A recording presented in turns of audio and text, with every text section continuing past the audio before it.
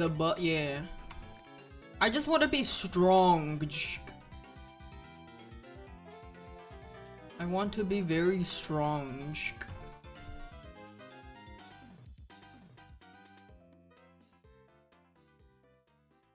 That looks like a clown.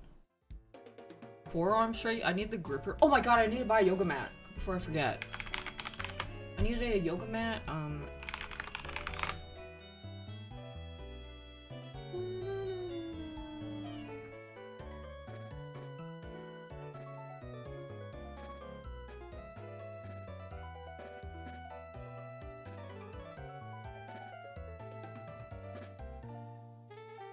Yoga mat. Things vitamin. It's because I want to stretch.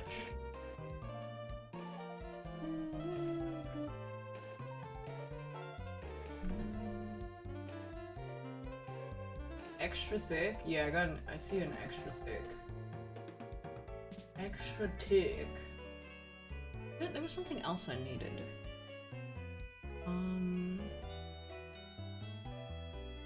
Eating mat? Table mat.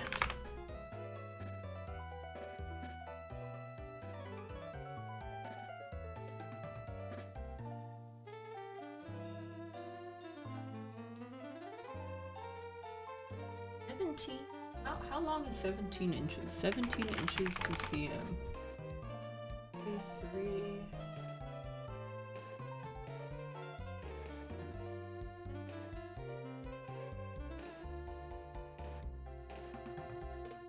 And then something else I need. Oh, my poop stool arrived.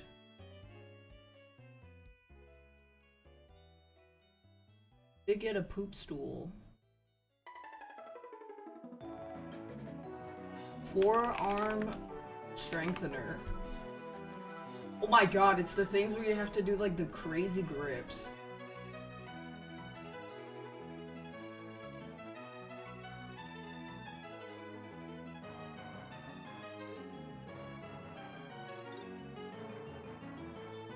And strength training.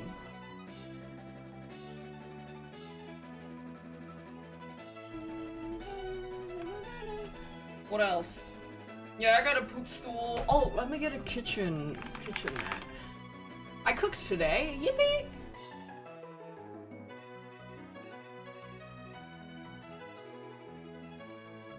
Oh my god, I did so much today. I made mapo tofu with spicy cucumber salad. And then I gymmed, cooked. Oh, yeah. Oh, let me get an apron too. Oh, splash. Cooking apron. Yeah, I put a bunch of tofu in there and bok choy and beef.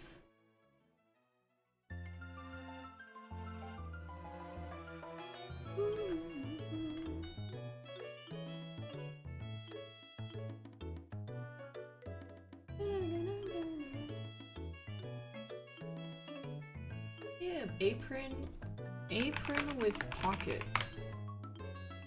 This human's getting highly productive. I know. I'm kind of going nutty with it. Does it have a pocket? Yeah, it does. This is not normally check sheet for being not human! Did this not normally?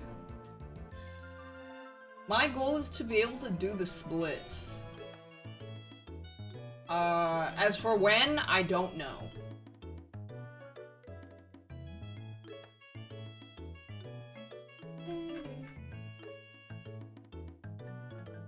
I want to be able to do the splits so that I can pole dance better.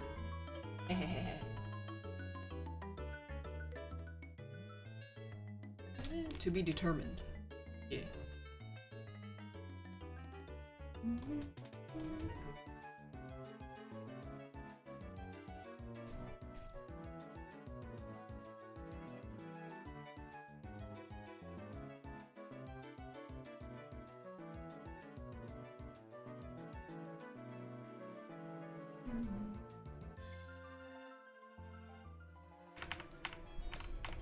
I don't think I can help my gunching. It's fucked. Like my legs are really fucked up too. Like I have really bad my legs, the knees bend really weird. I don't know what the fuck I'm supposed to do about that. Have I ever been to a drag show? No.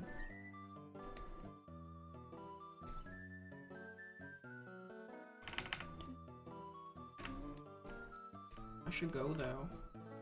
I would probably love it.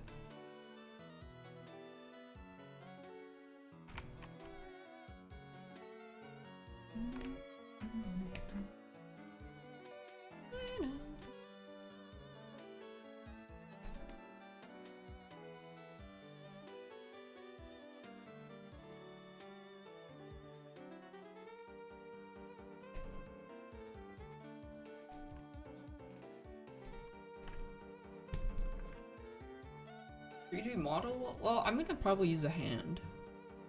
This pose is pretty simple. I do want the hand though. Or I could just do it myself.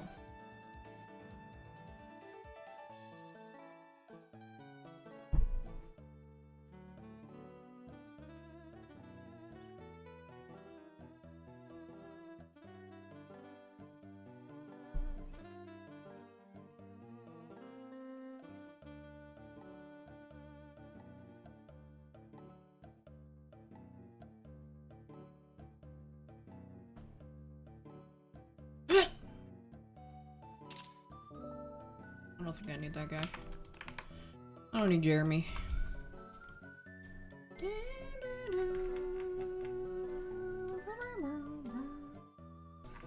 the 3D model's super nice. Now you don't have to contort yourself crazy style.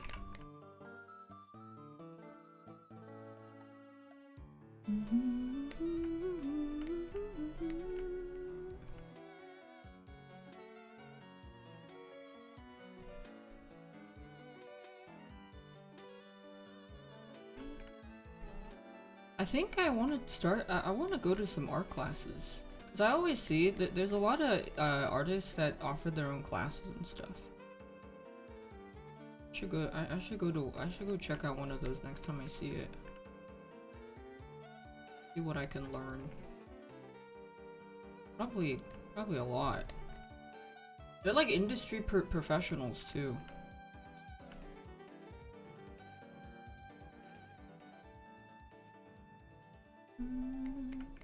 They're pretty nutty. No, it's not might learn something new. I will learn something new. Without a doubt. They're crazy.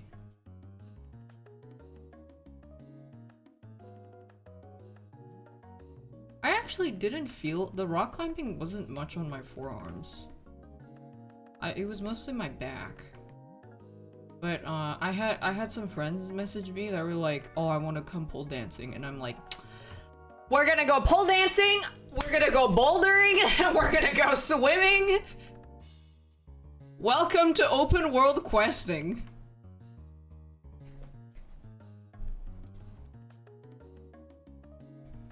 We will be going to all these things.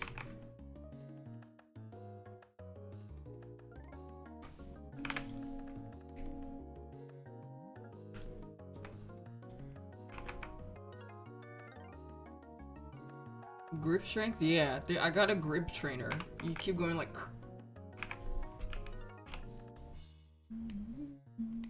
Yeah, I love people that are always down to do shit. Wait, that's me. I'm always down to do shit. Fuck yeah. I fucking love myself. I'm so cool.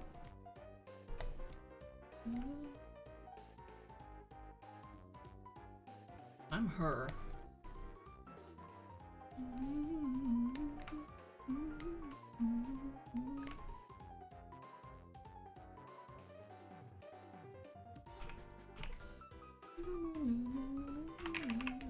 I'm always down to clown. Yeah.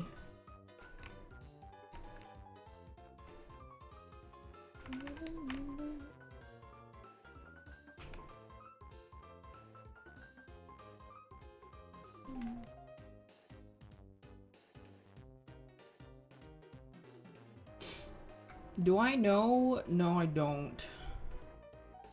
I don't really knowing. I don't really know a lot of people in the base. Did I finish Ezio? Yeah. That was my yesterday's daily. I had to finish it. And then this is my today's daily, and then my reward for finishing this is I get to open my Pokemon cards. Yay.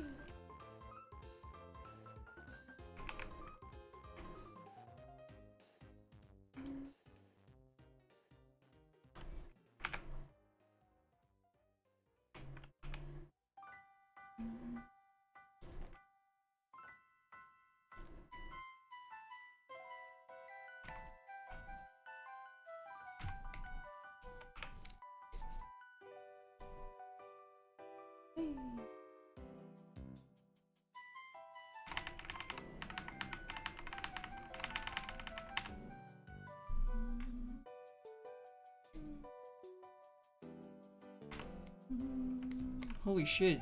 The JC himself? Holy fuck.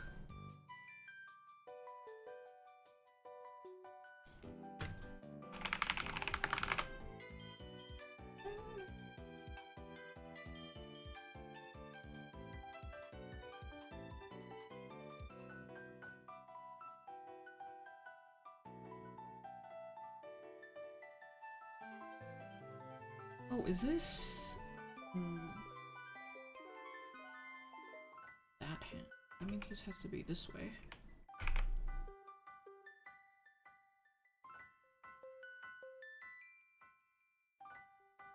Huh?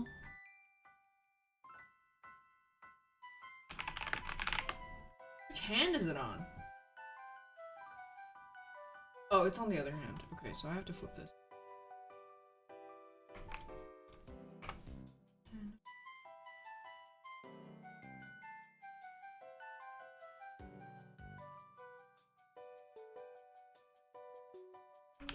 JC should yeah, JC and Santa should fight, I agree.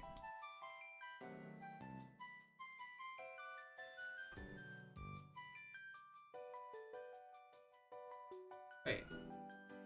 Yeah, this is right.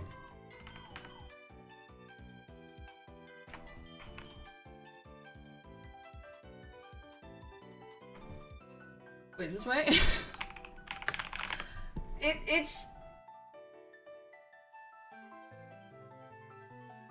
It's his left hand. Yeah, this is right. Are we actually going breakdancing? I'm down. I mean, I don't think we're planning. It's just like it hasn't left the group chat yet. But it's like we're both down, you know?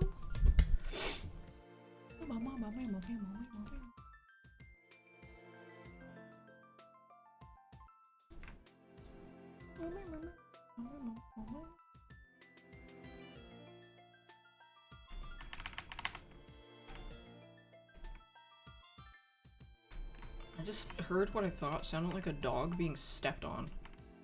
It went, ow! But it probably just doesn't want to go home.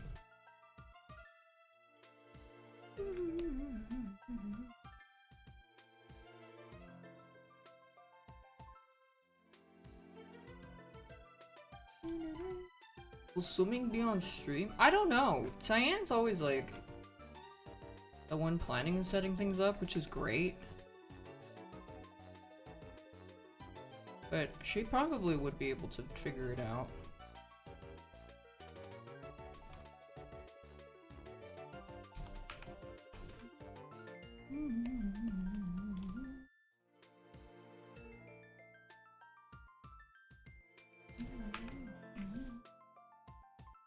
All you gotta do is show up, yeah. True.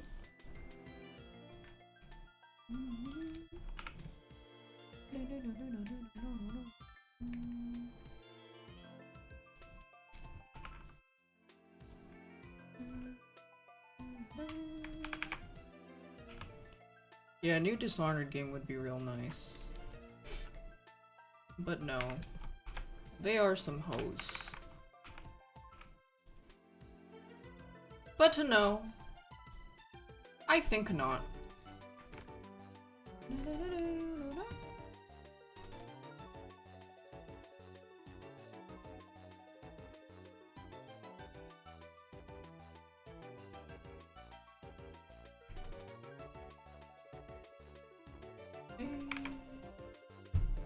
The last death loop, yeah.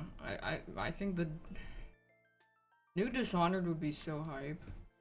Thanks Jesus. They're making Blade. Wait, actually that might be good. I just like the Dishonored world. This is very cool.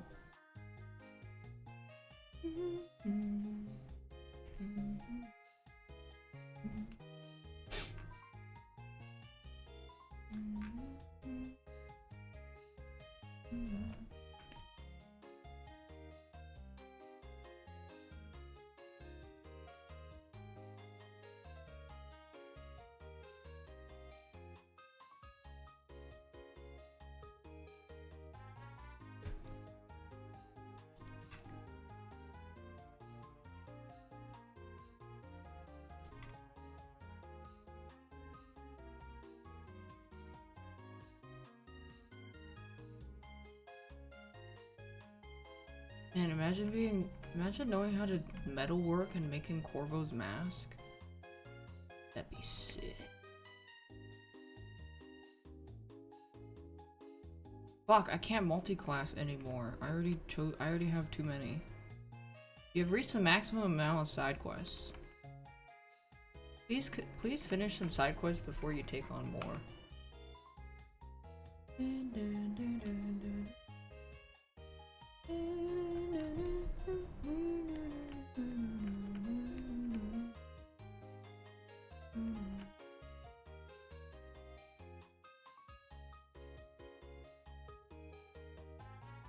You should multi-class into music. I mean, that's what some other streamers did. Some people got into DJing and music production and making their own songs.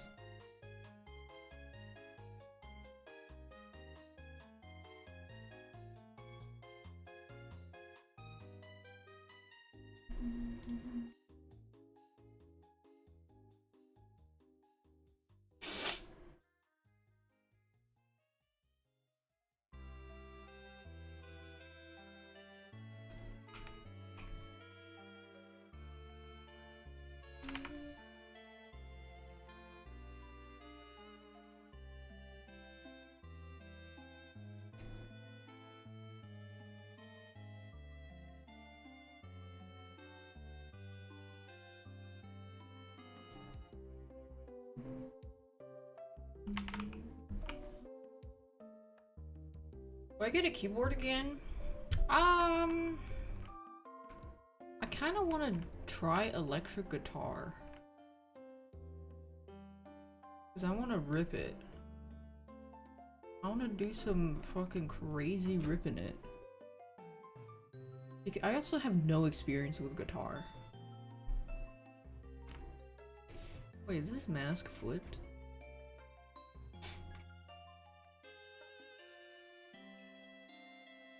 That was the correct one. This one is flipped. Oh, this one's right. This is correct.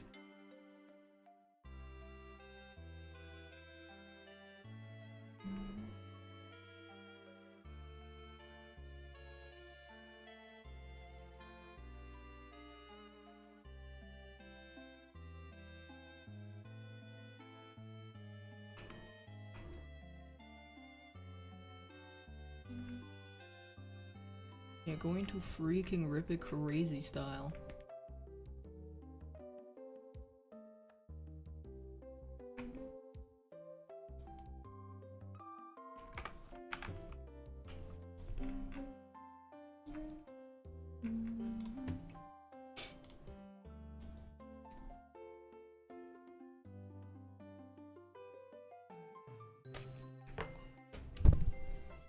Making a blade? That's what some guy said earlier.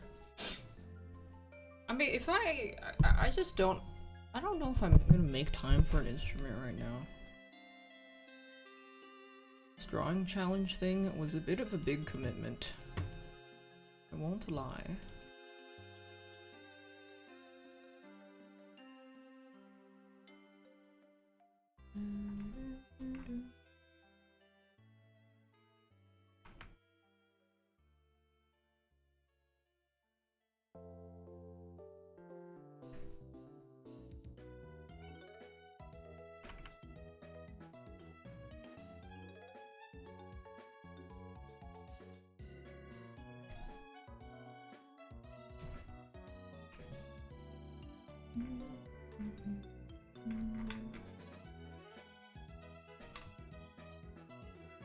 Yeah, respecting to guitarist.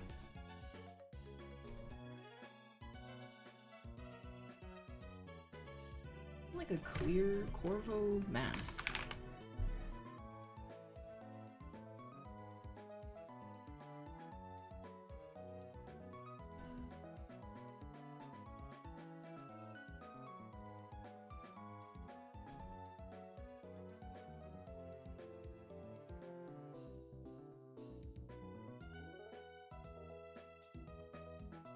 This is the most complicated fucking mask I've ever seen in my life.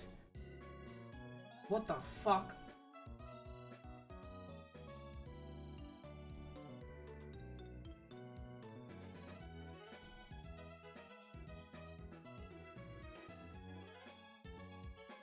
It also just like doesn't really look like the concept art. God damn it. I think I'm gonna have to make it up as I go.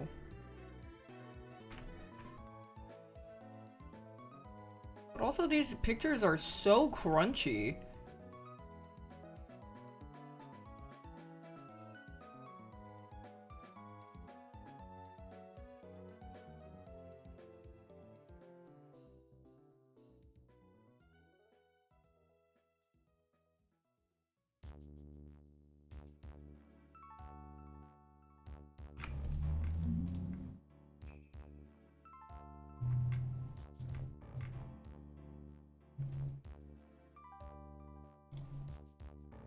Crunchy pictures.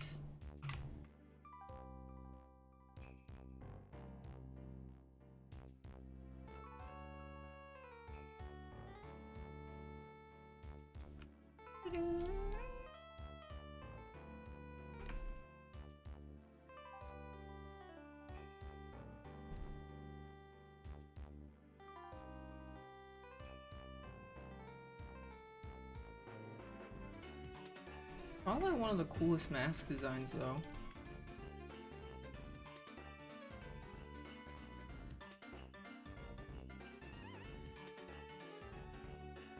It does have aura.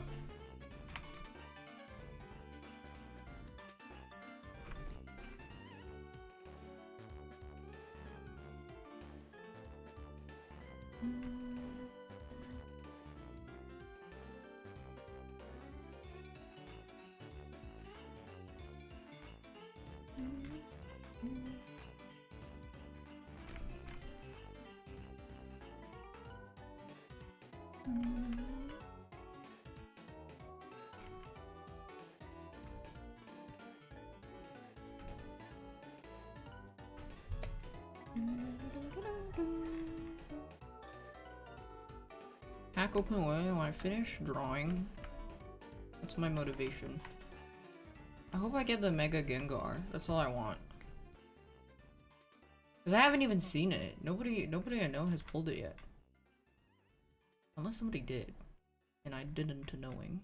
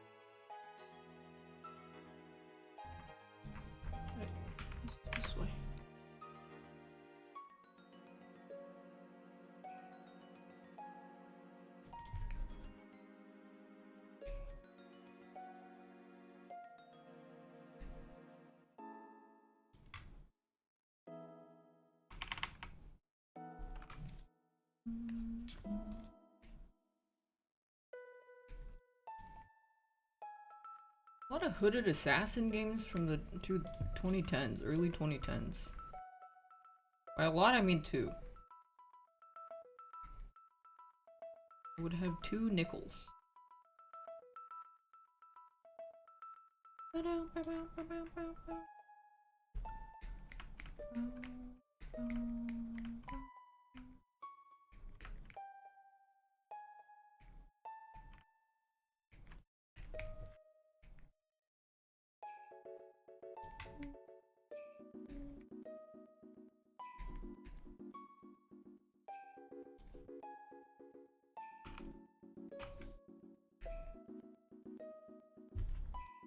There's gotta be more, probably?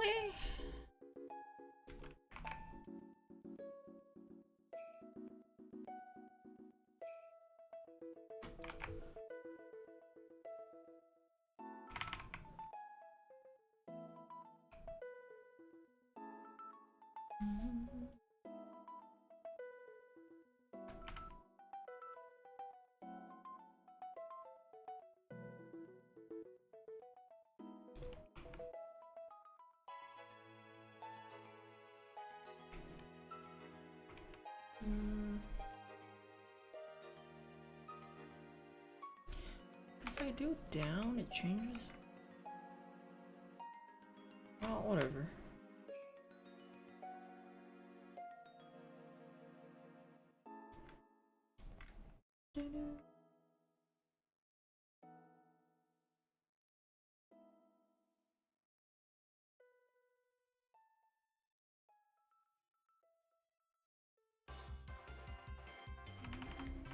Eve? Oh yeah! I never played it, but I watched somebody play it.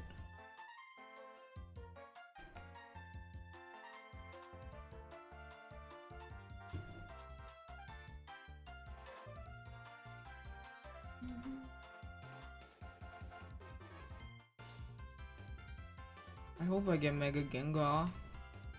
That'd be cool. That would be cooling.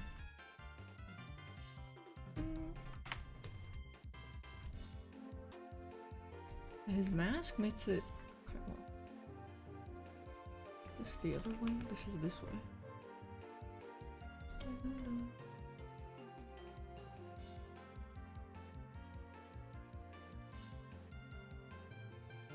You have other toothpicks in his eye? Oh, he does. Got multiple toothpicks.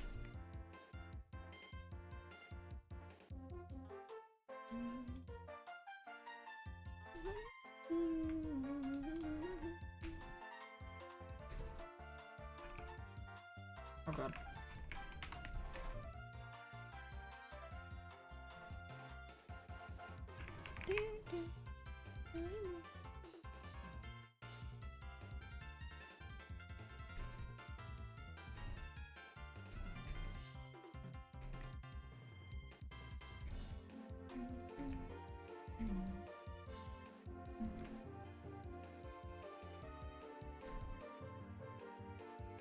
Light background?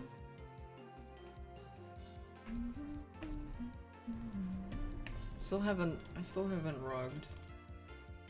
I need a butler. That's what I need. I need a personal butler. Like the ones you can hire from The Sims.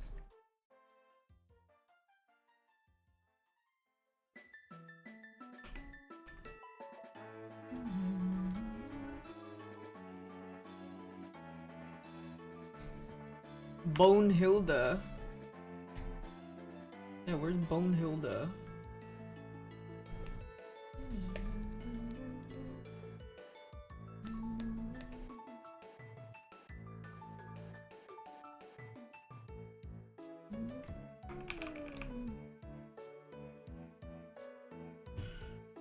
No, I think I think I need somebody who I can commit wage theft.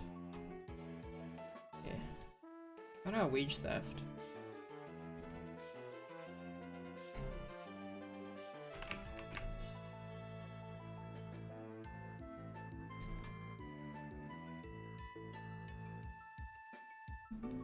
What was yesterday's?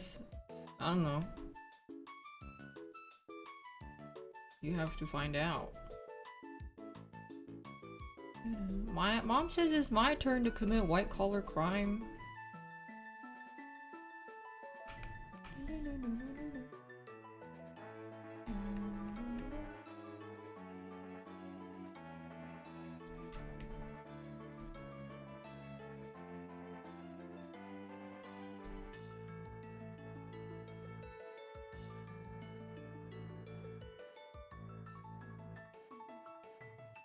Okay, I'm gonna try to do something more drastic.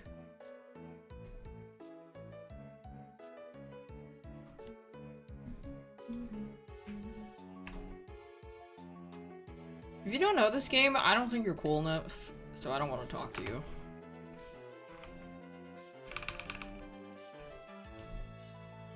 If you don't know who this is, I just straight up don't think you're cool enough to have a conversation with. Bye.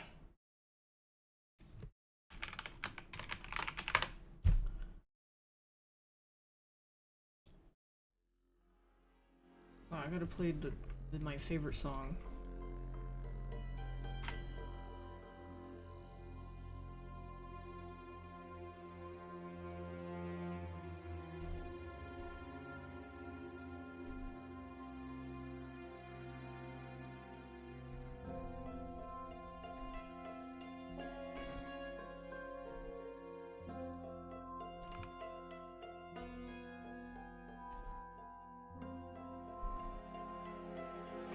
Yeah, Ghost would never be this cool. But I don't think we should pit two bad bitches against each other.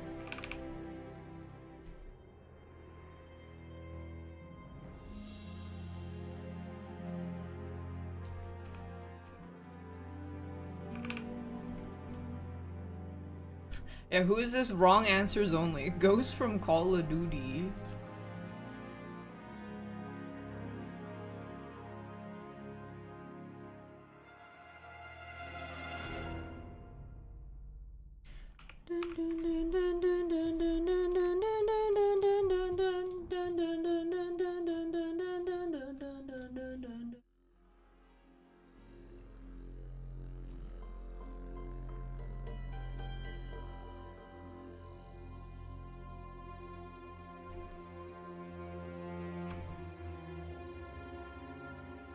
Anything? I didn't open them yet. I'm opening them after I finish this drawing. I can finish this first.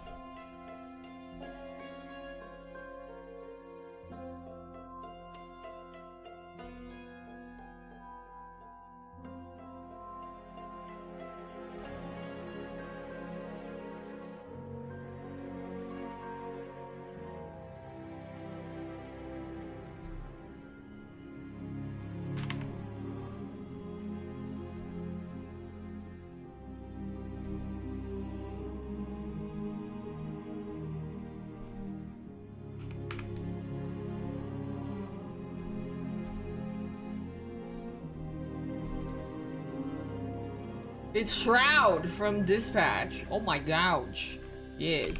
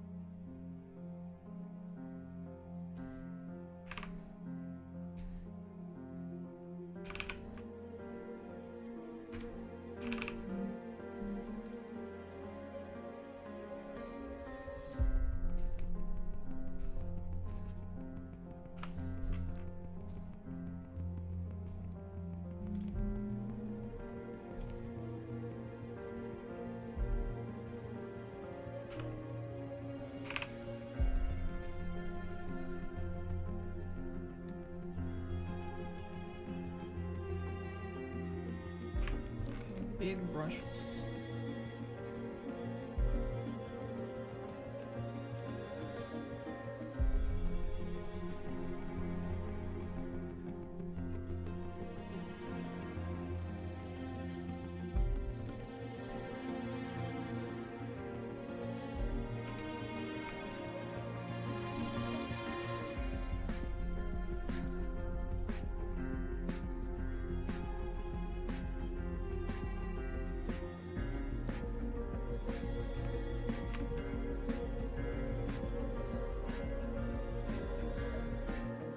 Yeah, this is Doctor Doom.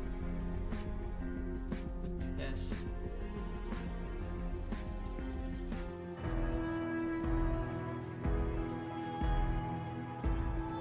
So many people. I remember when I was like, yeah, I want to read some mystery books, and then I was recommended that one dog shit author. I was like, this is like, I can't believe I got recommended this, and some people were like, it's really good. It was terrible. What was it? It's like that one author that was racist as fuck. And I was like, wait, adults think this is good? This is horrible.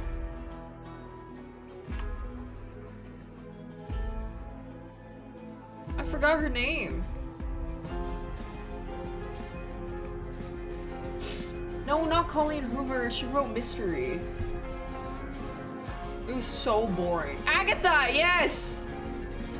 So bad. I was like, are you fucking serious? There's no way adults are reading this shit and think it's good. This is like my novel study in the 5th grade. It's terrible.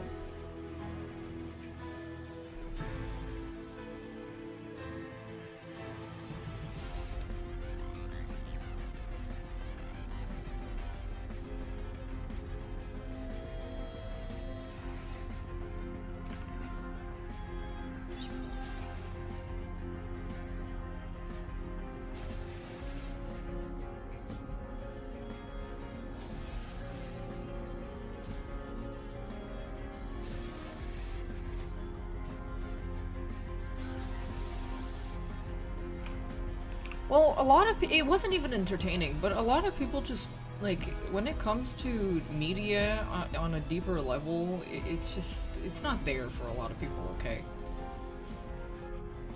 it's just how they live.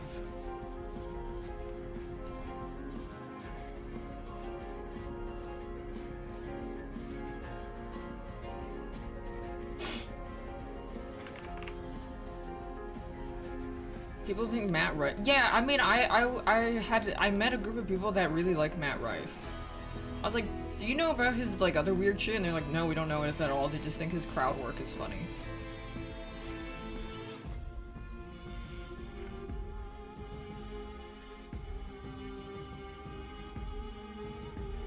I was like, ew.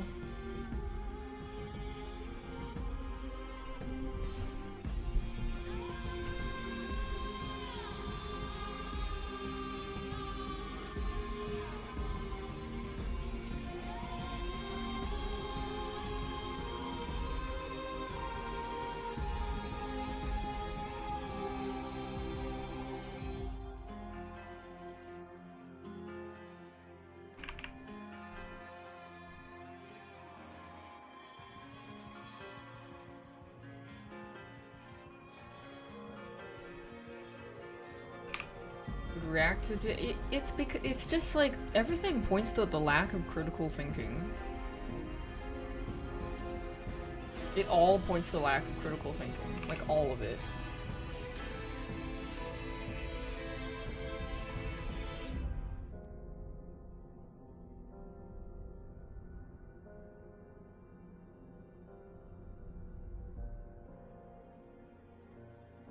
Performative is also a buzzword. I think so too.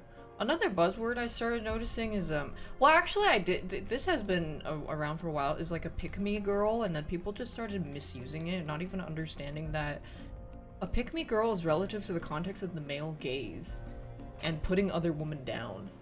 But people just like throw that word around to just describe a girl they don't like. That's not what it means. Words have meaning. Or like someone saying somebody, or like calling something a twink and they're not a twink. Or like calling somebody a dad bod and it's not a dad bod. Or saying crashing out. Words have meaning! You're using it wrong! Yeah, the people just say pick me for like anything. Or like someone will say, or like girl's girl. So you know, you can't just like use buzzwords and and it doesn't even apply to the context. It's just, that's not how it works. You stupid bitch. You're crashing out right now, and then me crashing out is me slightly raising my voice. Yeah, I remember I was like, I was really annoyed. There was someone I used to talk to. I was really annoyed by how often they would say crash out. And then I would do this really annoying thing. And I know I do this purposely to annoy people. Someone would be like, yeah, they were like crashing out on Twitter. And I was like, oh, they're crashing out? What did they say? Well, they were like freaking out and just subtweeting people. And then I was like, that's crashing out? Subtweeting people is crashing out? And then they'd be like, well, and then they start backtracking because I kind of questioned it in a manner that makes them realize what they were saying was not accurate.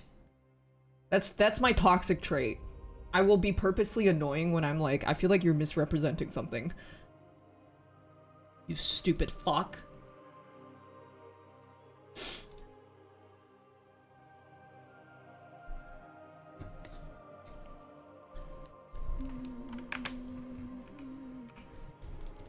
Yeah, like Ko was, what was he? What did they say?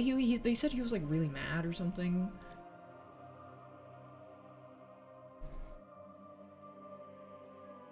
Then you just kind of watch them squirm. I love watching people squirm. Squirm for me.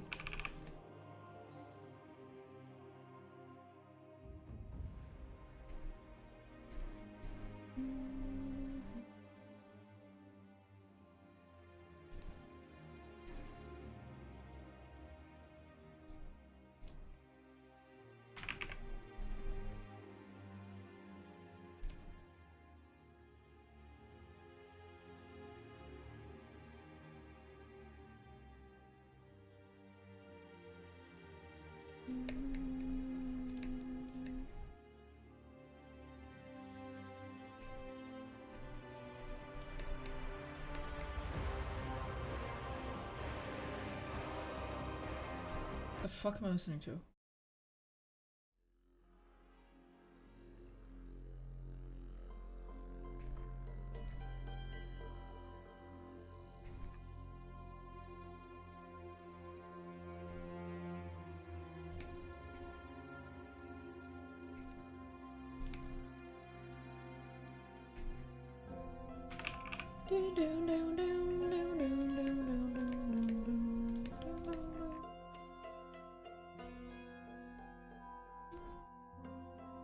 Hi Daph, love the art. Shut up, baby, I know it.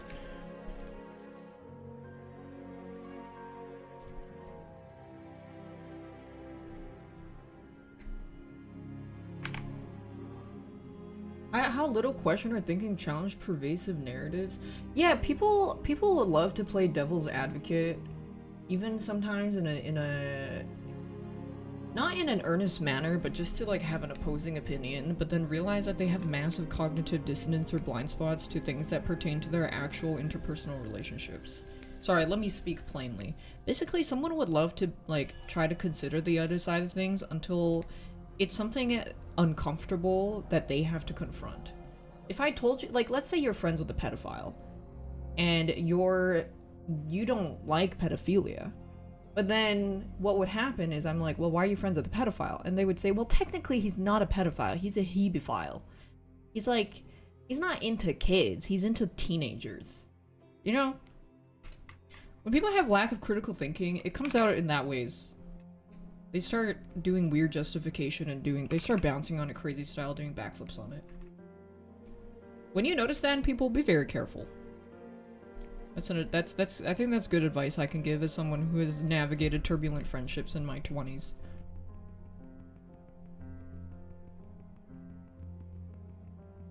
There's no way anyone actually says that. Well, that was an example. Is like cognitive dissonance in a conflicting value that they have, and then you call it out, they reject it.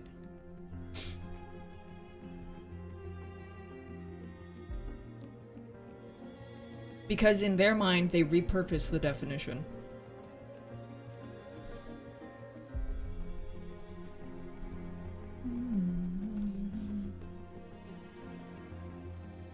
People have to justify their friends' shitty behavior they would detest you for doing. Yeah.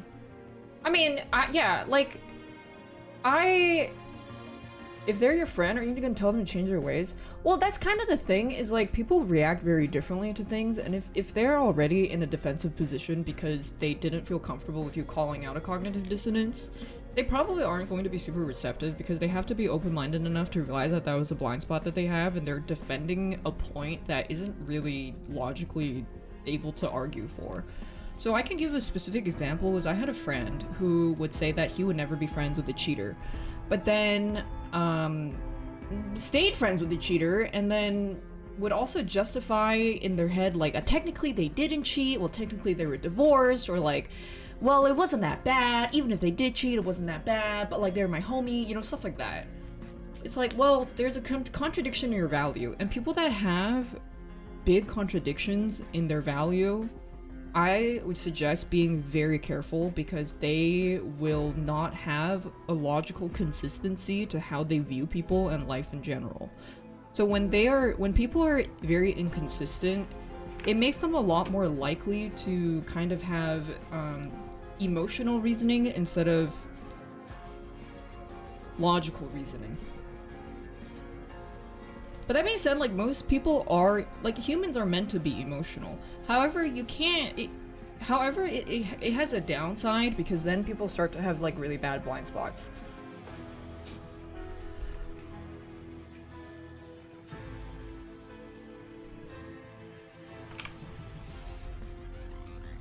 Yeah, it's like, I think for me, was something I realized was I do not like people who are not honest with their principles.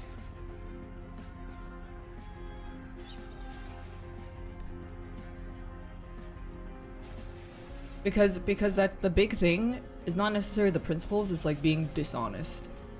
And being dishonest can come for a variety of reasons, whether it's insecurity, being performative, or like really wanting to be liked by people, seeking approval, stuff like that.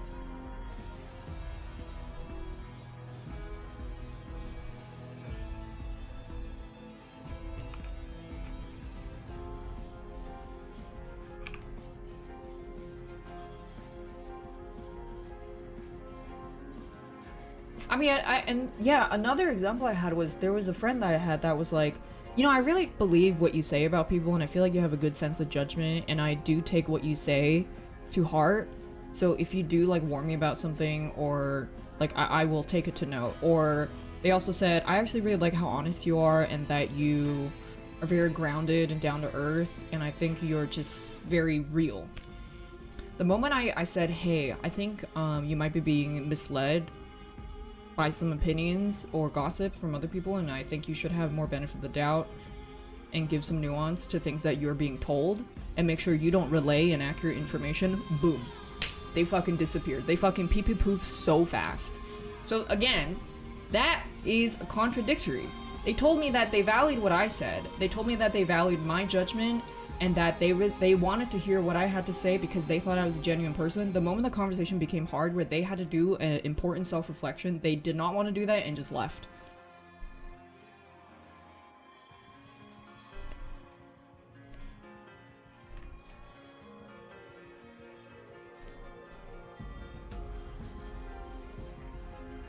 That's why I don't like, that's why I don't like people who aren't honest with themselves. Because they will do crazy gymnastics, mental gymnastics, bouncing on a crazy style 20 different ways to justify something that will be kind of wrong in their head.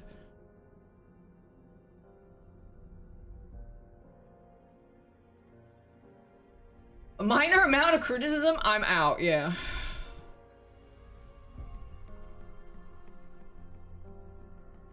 What's the point of being friends? Some people only want to be friends because they realize that there is a common ground to being able to be shitty without any kind of pushback. But I think that's not necessarily how they see the friendship dynamic. I mean, I'm sure a lot of people have had friendships that only formed because you would gossip about people a lot. Or like you only built a rapport with other people or peers because you had a common enemy or like somebody that you both didn't like, and then you like both would engage in recreational, somewhat malicious gossip. But as you grow older, you'll start to notice that, and that's like incredibly bad. It's just not genuine.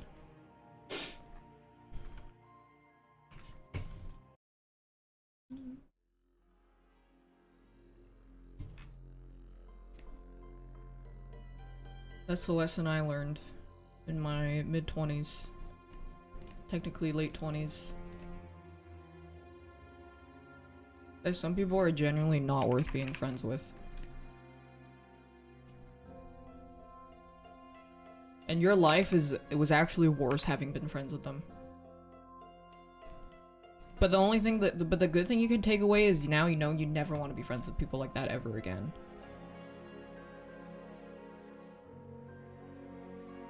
And you can recognize when you do sniff that kind of rancidity from those type of people again.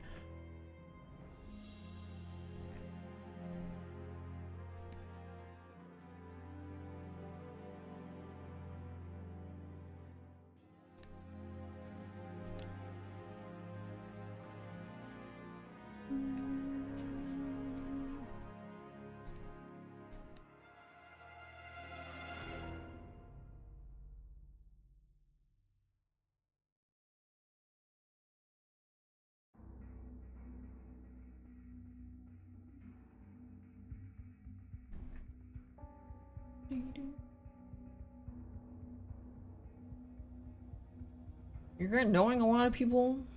I think that the optimistic view would just be like, okay, now you know what's not healthy, so you look for healthier things.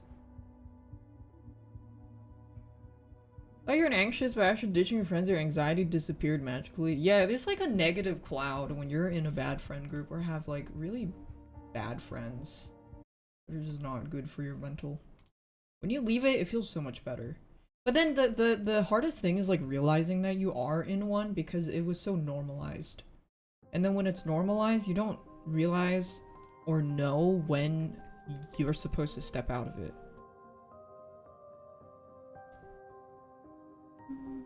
Like, I didn't know until I was completely out, and then I had made tons of different friends, and I was like, wait, all our conversations are rarely about other people. They're always about, like, what we've been up to, our crafting, our hobbies, like, I don't know, going to the gym, making charms, stuff like that. Then I thought back to the conversations that I had with some of my older friends, and it was all like, this person's a clout chaser, yeah, this person did this, yeah, this person's weird, yeah, this person's, like, shitty, yeah, this person... And the worst part is the guilt of knowing that you also participated in that. It's like, well, now I feel like shit. But it's a learning experience.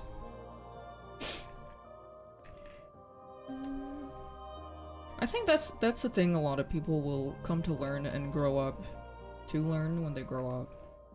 But, you know, the thing about, like, the drama slop or, like, gossip stuff is...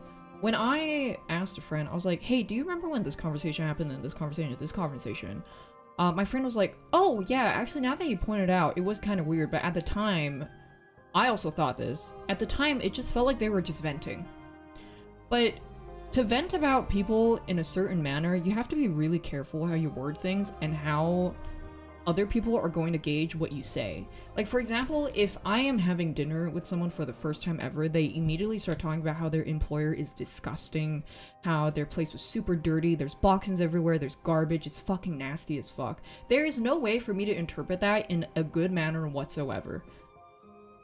And if you're saying that to somebody that you barely met, do you like, the person saying that needs to have some ounce of understanding that everybody at that table who heard this will eventually relay this information to somebody else, which then again results into slander of the person being discussed. But some people at the table will also think, oh, like, they were just venting, like, it wasn't really that big of a deal. But when people like go out of their way and just very callously and carelessly talk about people like that and not even understand that the certain level of appropriateness, like some people are just really blind to that basically. And the only way to avoid that is don't talk about it. You have to have a better sense of judgment and be able to gauge whether or not something like that was appropriate for you to say in the beginning.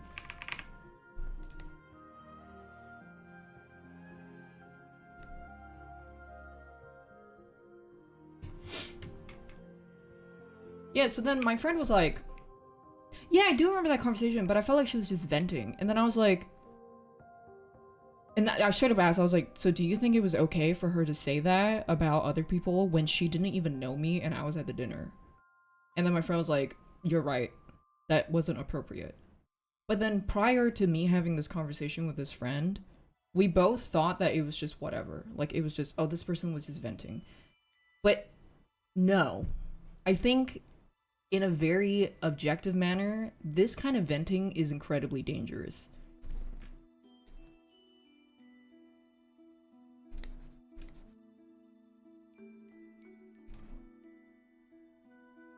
The difference between normal gossip and talking shit behind someone's back, it really depends on how everybody in the conversation will take it and translate it and how it's being said. Like, for example, if I told you, I was at a party and I saw Becky, and like Becky was just clout chasing because she was only talking to other popular streamers at the party. And I felt like she's just such a fucking clout chaser. This is talking shit. Normal gossip is me saying, I saw Becky at the party, but she didn't really talk to me. I saw her recently and we kind of got coffee together, but I wish I got to talk to her more. And then someone might say, oh yeah, I feel like she just only talks to bigger streamers. And then at that point is when you would say, well, no, maybe she's just good friends with them. You don't let it get to the point where you're starting to perceive this person negatively for something that is not worth being negative about. Like, one, there's no way for you to prove that she's a clout chaser. Two, if you're both affirming that she's a clout chaser, you're both just dogpiling on this person that has essentially done nothing but talk to certain people at a party. Because that is the observation of what happened. She talked to people at a party, and two, did you choose to perceive it in a really negative manner? Or did you want to give her grace? Because if you choose to perceive it in a negative manner and then relay it to other people, you're talking shit.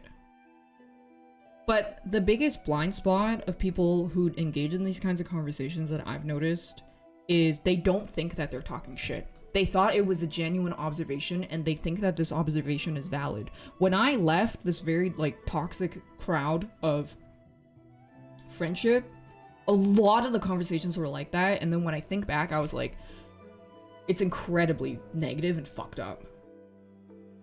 Why does it matter if someone's a clout chaser? It doesn't. That's why that clout chaser is a really good, it's a really good litmus test for people.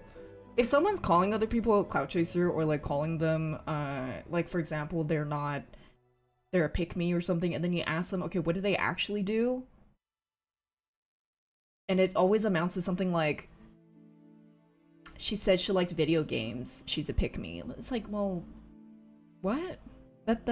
What's the correlation? Or like, this person's a clout chaser because they're always streaming with popular streamers. It's like, well, no, that doesn't make them a clout chaser. That just means that maybe they got invited. Maybe they're just friends with them. Like, you're actively choosing to perceive it in a terrible manner. Because I remember calling somebody a clout chaser before, and I willingly let myself be poisoned by that same toxic cloud, and it felt normal. Like, it felt normal to me. And then when I look back now, I'm like, that was some fuck shit. There was no valid argument to why I should have believed that at all, and why I reiterated that. There was no good reason to at all. Yeah, it's just, if they think like they're projecting, I agree. I think it is projection. It's a very, like, it's an insult that really means nothing. But, really stupid people will believe it.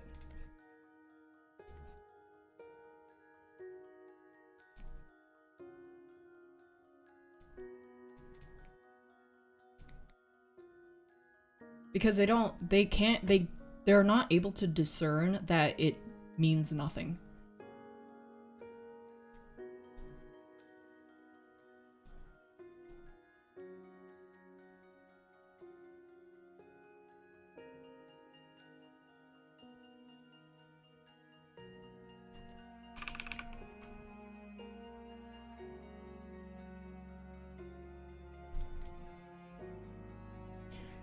They connect non-existing dots, yeah, and I think the core of it comes down a lot to insecurity. Does having disdain for talking shit arise with age? I mean, I think generally speaking in life is as you get older, you start to kind of have more life experience and have like gone through more conflicts for you to come out on the other end a better person and more aware and have more insight. However, that's actually one of the reasons why I don't get along with younger people, because I feel the disconnect. I'm 27, and I find like when I do have a conversation with younger people, there is a massive gap in our knowledge and just insight in life and social dynamics in general, and I feel it. So, which brings me to the question is, yeah, some people never figure that out. Some people are in their 30s and mid 30s and even late 30s that they've never figured it out, which is why they maybe get along with like young people a lot better, because their development level is the same. They're both stupid as fuck.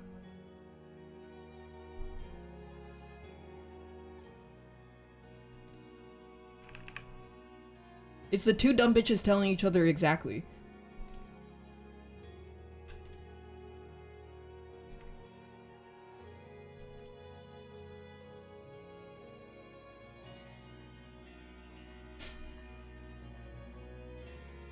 Exactly.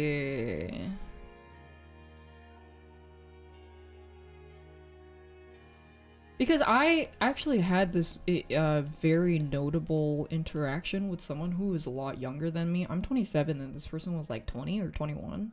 And they were like, yeah, this person is so flaky. Like, they never reply to my Instagram messages all the time. And then I said, maybe they're just busy, because sometimes I don't reply right away, or like I see it, but I'm a little busy and I write a response later, or sometimes I just forget. And they're like, yeah, but they even looked at my story and stuff and they still didn't reply. They're just so flaky. And I'm like, you know, it could still mean that they're just busy with their life. It doesn't necessarily mean that they have any disdain towards you.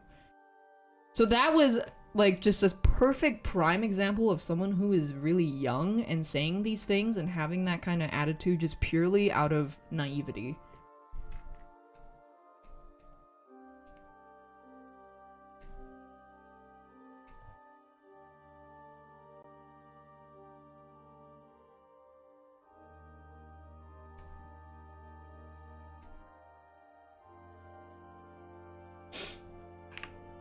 They probably forgot, yeah.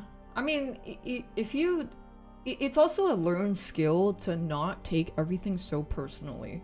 I think also that thing with young people, why they take things so personally and kind of sometimes will tend to have a negative reaction to things because they think the world revolves around them, and you kind of have to learn to realize like, oh, maybe you shouldn't think about yourself that much in like a good way. Like, I think you might just be thinking about yourself too much.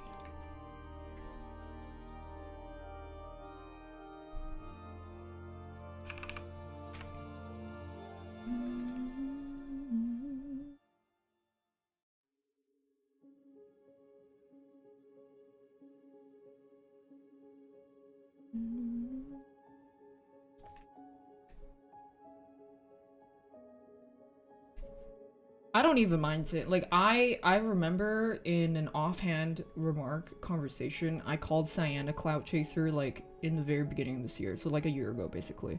Because she wasn't responding to some, like, one of my friends' messages. And then now that I actually got to know Cyan, I think back to that conversation that I had with somebody that was like, oh, she didn't respond? Yeah, like, she's probably because she just only wants to do photo shoots, big streamers or something. Because somebody else had told me that. And I didn't go through any kind of critical thinking when I received that message, and I just took it as is, which is evidence of being a dumb bitch. And you don't realize that you're being a dumb bitch until you move away from people that also think like that and reaffirm that kind of thinking. When you do move away, you look back and you're like, that was incredibly fucked up. But now I know Cyan, like, she's just fucking busy, and she's not like that at all. Getting mind controlled by people sucks. But then the thing is, like, being able to look back and have introspection that was fucked up, that you got mind controlled so easily. But then also not just be like, it's not my fault. Like, I said something, but it was only because somebody else told me this. Because some people will never have that kind of acknowledgement and just be like, it wasn't my fault, it wasn't my fault, it wasn't me, it was somebody else. Somebody else told me this. I was just looking out for you, it wasn't me. like, no, you have to have some acknowledgement. Otherwise, you're never gonna change.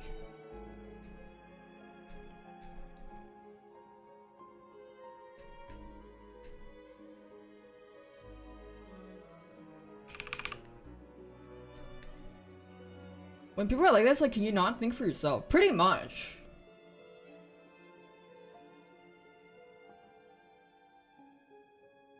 Yeah, it's just what people say. Yeah, like... Oh my god, Hyun is crazy! What did she do? I don't know! Okay, what did she do though? Like, what did she actually do? Like, did she say something? Is there a specific story? I don't know. Okay.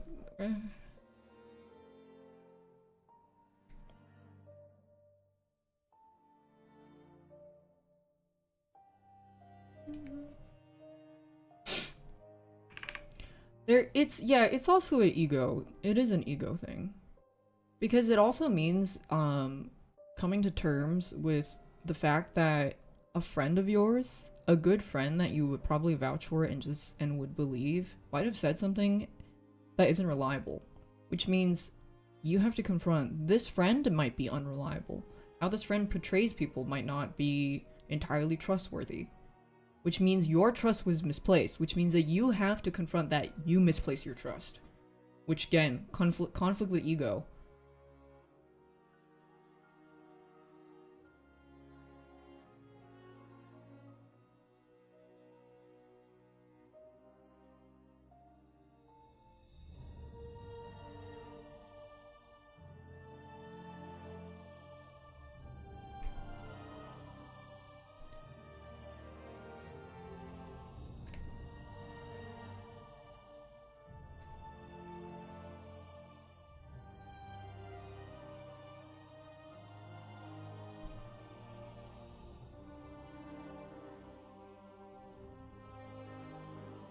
Makes them feel better about themselves. Yeah, I think a lot of the people that I had issues with, it was insecurity.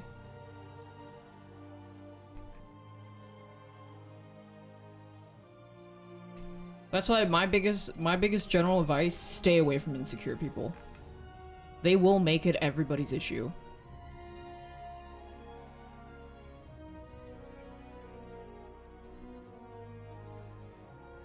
Never ever date an insecure person. They might mask it really well though, so be careful. You cannot fix them.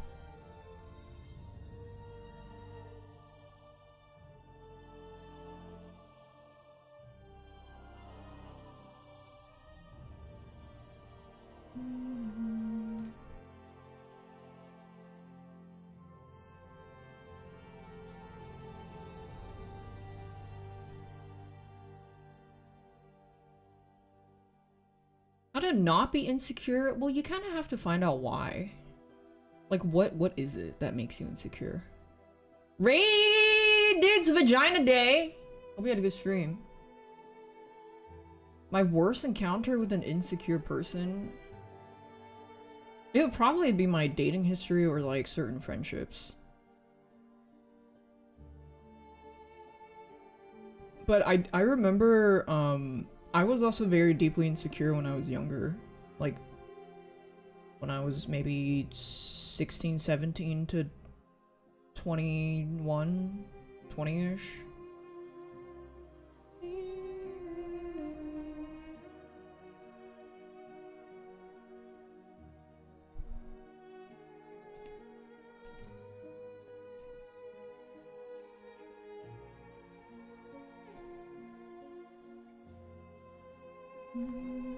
How did I stop? Well, I'm not gonna be able to give you the best advice because, after I blew up from streaming and became a millionaire, I got a lot of confidence. So what you need is about $2 million. Like, all my feelings of feeling like I was inferior disappeared when I blew up from streaming. And then I was like, wait, I'm that bitch. I can do whatever the fuck I want. And then it was great. But I think what it is in that is there was value that I discovered in myself. And it wasn't necessarily just seeing the number go up in my bank account, but more so that there is something about me that is valuable that other people see good in. Like, I'm funny, like they like watching my streams, and that people tell me that like I'm a cool person to hang around and I'm funny, whatever. And that reaffirms your individual value as a person. So it wasn't necessarily just getting rich. But when you don't have that confident sense of self, you're gonna look for other people's approval and look for other people to tell you that, oh no, I really like you, or like, oh no, you're like a great person, whatever. And you're gonna constantly want to seek this approval instead of knowing that you just are. Because you don't feel like you're good enough. You want other people to tell you that you're good enough. So how I encountered that in friendships and relationships was sometimes a boyfriend would not really be who they are and just like kind of not necessarily lie, but misrepresent their interests and what they liked to me because they knew that I didn't like the said thing. For example, I was never into partying. I didn't like the mainstream streamer scenes. Like, I didn't really like loud music, partying, festivals, drugs, or whatever, right? And then I was like, yeah, I'm pretty vocal about that. That's not really my scene. That's not my kind of thing. And then they would say, yeah, I'm the same. Like, I don't really like any of that either. Yeah, it's not really my thing. Yeah, I totally get it. It's not my thing either. I don't really like it that much. Like, I just go to hang out with friends. It's not really my thing. And then, like, but turns out they love it and they always go to it and they, like, do it regularly all the time. So I'm like, what? Like, you don't need to pretend to be a certain person that you're not to seek my approval. Because what you should have been is saying, oh, that's fine. Like, I like it. If you want to come along, like, you can come. I get that we have different interests at the end. Like, you don't have to be performative about it. It's just, like, that's just weird. I really don't like dishonest people.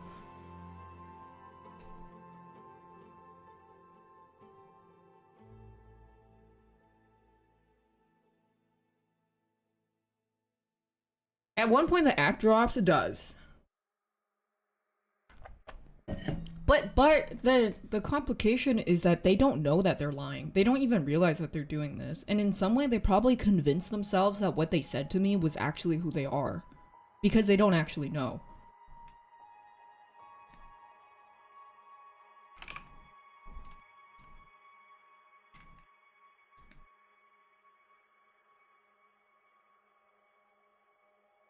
So if you are confident in yourself as a person and you know that you have your inherent value and interest in what you are and that individuality, you're not going to be going out of your way and bending yourself out of shape seeking the approval of someone else, whether it's like someone that you're dating or friendships that you're trying to maintain.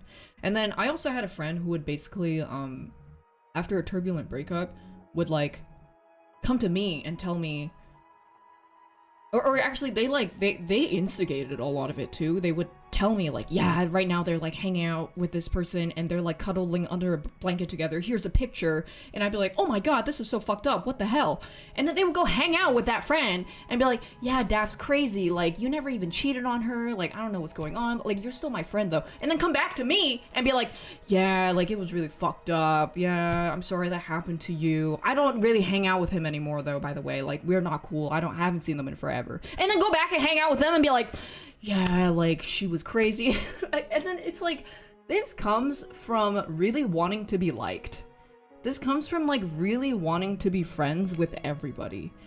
Instead, what should have happened is they should have just been upfront and told me, hey, this situation sucked for you, but I still see them as a friend, and I'm still going to hang out with them. If you're not comfortable with that, I understand.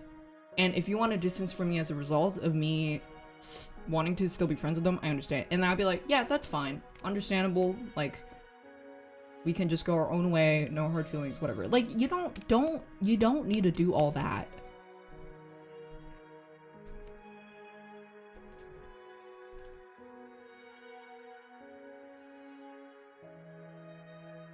It's extremely weird. It is extremely weird.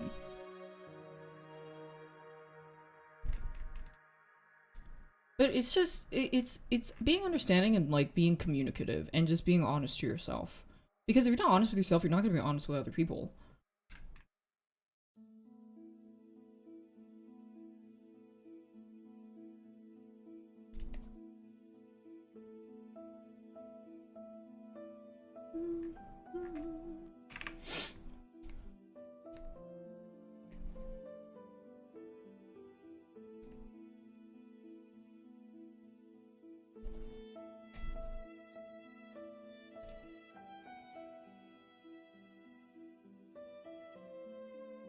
And seeing what's being left out, yeah.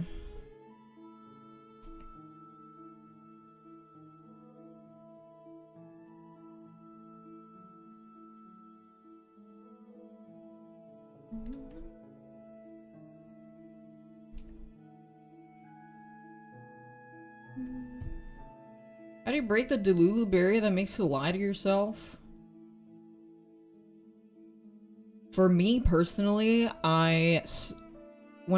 okay, so for me, because I have a very like logical brain, is like if you present me with good arguments that support whatever you're trying to say, then I'd be like, okay, yeah, this seems really fair, I believe it, and I will reevaluate. So when I did start to notice these things that were just kind of like weird and started adding up, and then I removed myself from that friend group. I broke up with somebody, and then got therapy. Made me see things a lot more clearly, and then had friendships and started making friends with people who were not like that. Like, completely different. And I was like, this is what friendships are supposed to be like. It's not supposed to be getting dinner with a mutual friend of the previous friend for the first time, and they're just like talking just insane, just like saying insane shit. It's not normal. And then that's when I started getting like those memory activated things of, oh my god, I remember this conversation that I hadn't thought about in a while that was extremely fucking weird.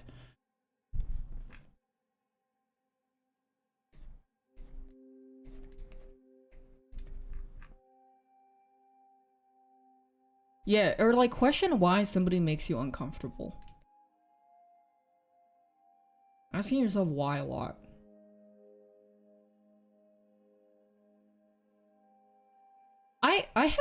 I have like, for as much as I joke about the dementia shit, I have really good memory for that reason, is because I always ask myself why I feel a certain way towards someone. And if I don't have a strong enough justification for it, then I'll let it go.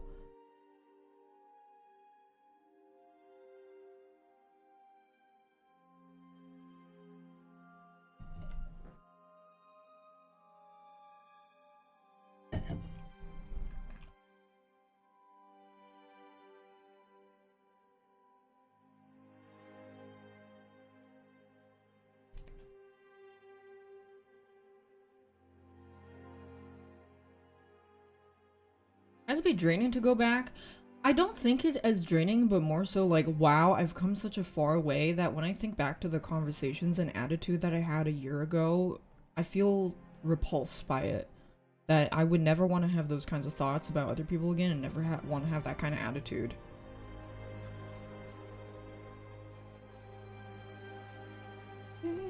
What is that? This is memory unlocked.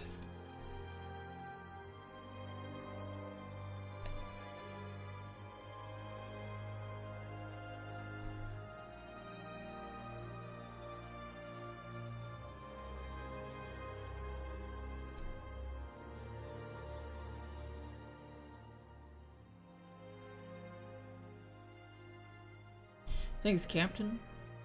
That's also why I don't really get like super hungover over breakups for a long time, and I just move on pretty fast because I'm like, well, this is what went wrong, and I'm ready to bounce again. I'm ready to bounce on dick again because I'm ready to have fun.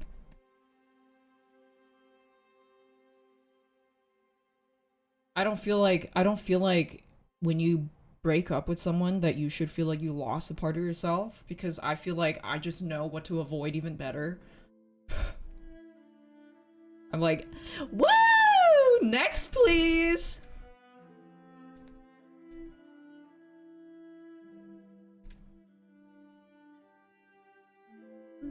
But it's also not, it's also like, when you don't have to give a part. Like, it's not like sacrificial in a sense when you do get together with someone or get away from someone.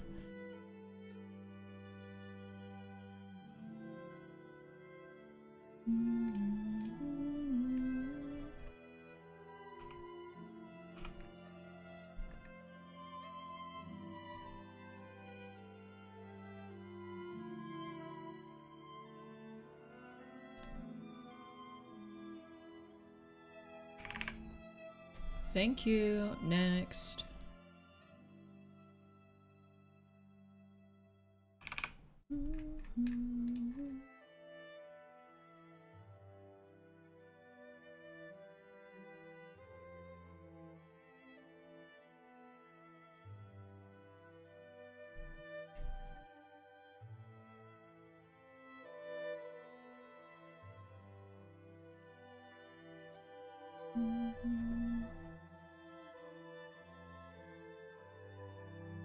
Yeah, I think losing friendships is very like teaches you a lot.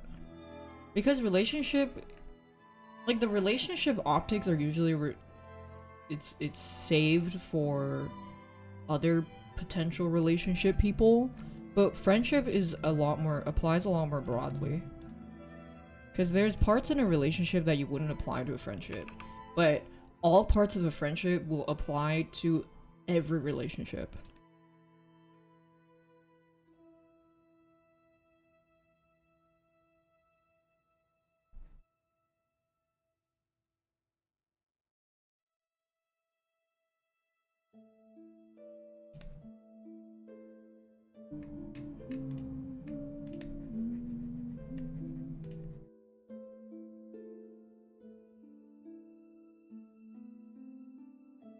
Understand not everyone is your friend. Yeah.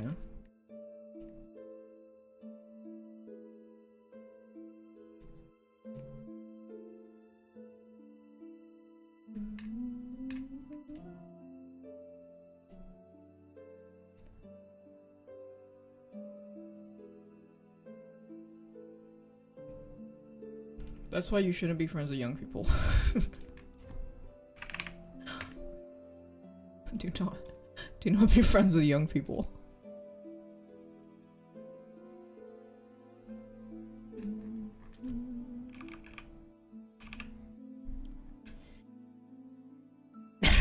Quinn standing.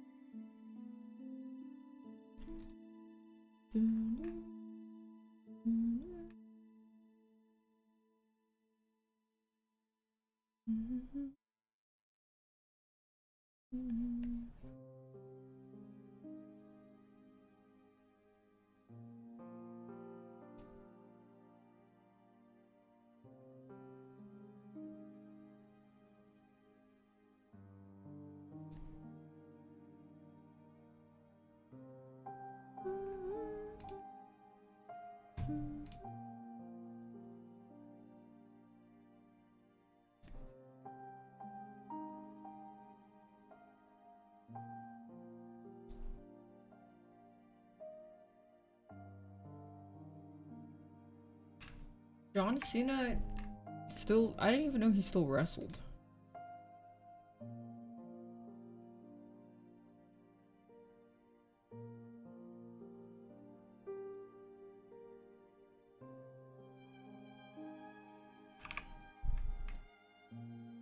You've been friends with 28-year-olds? Yeah. Well, that's why I said generally speaking, friends who are older are more likely to have gone through that and therefore will have more insight. Because there are absolutely people who are the same age as me who are still pre-rug me and worse. Pre-rug daph.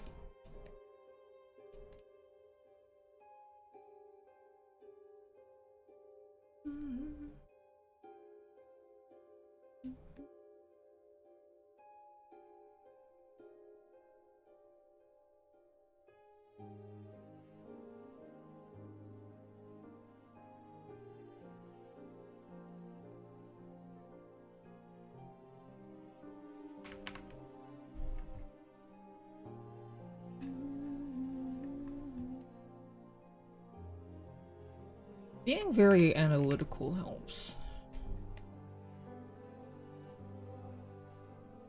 I do kind of operate like a computer.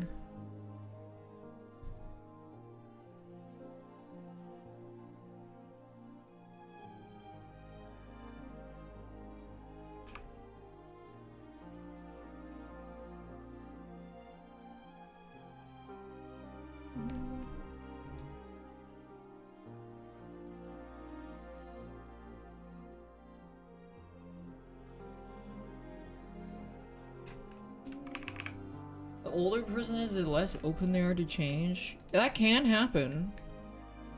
Because they never had to confront that part of themselves, and they're like, well, I've always been this way, and my life is always just kind of cruise along. What's the point, you know?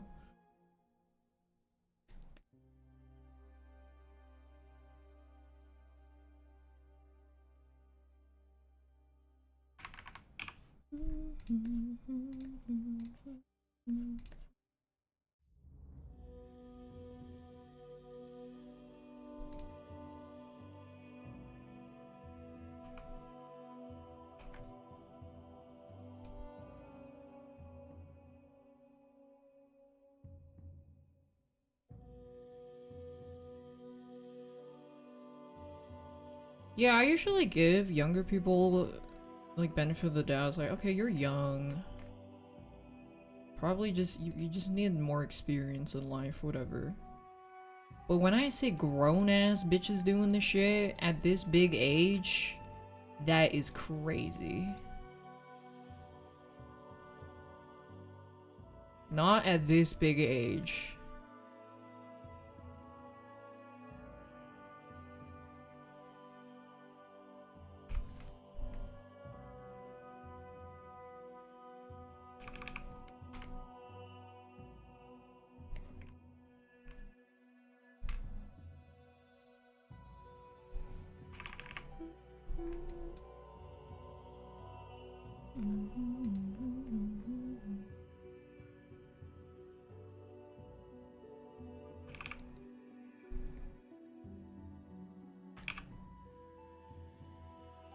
On God, for real, for real.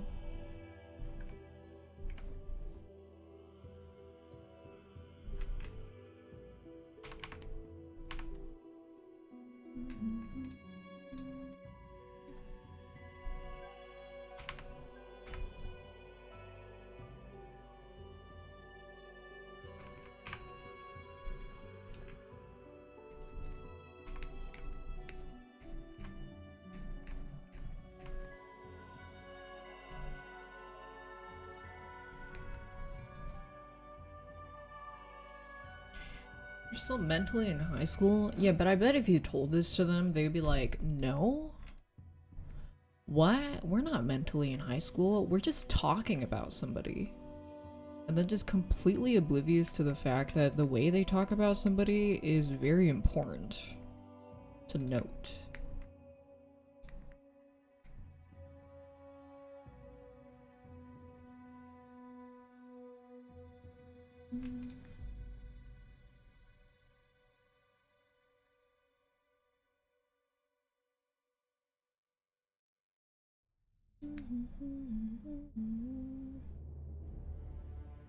I've also seen people kind of, I don't even know what it is, but like, let's say something happened and I discuss it with a friend, and let's say for the purpose of this thought experiment, this hypothetical, that you have to assume that I'm not talking about it in an incendiary manner, and it's like trying to be objective about what happened or whatnot. And you talk about this incident, and then the people who found out that you are discussing this thing that happened to you, they'll be like, oh, you're talking about it? Why are you stirring up drama? You know, they will quickly put a blanket term over the whole thing and be able to dismiss the fact that you are talking about something that they don't like to make you seem crazy for discussing it at all. Because who would it benefit if you didn't talk about something that implicated somebody else in a bad manner when you discussed it objectively?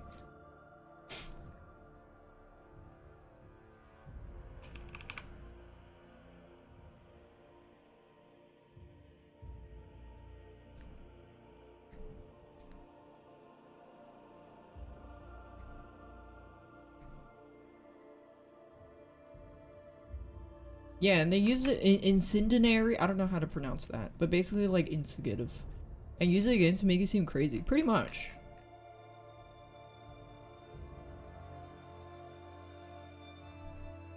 Inflammatory.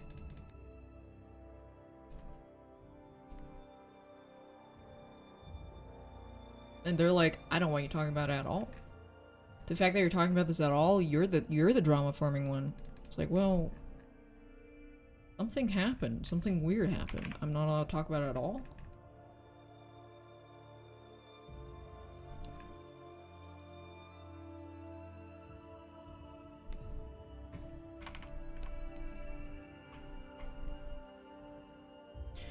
Talking about your mom right now? Is your mom like a narcissist?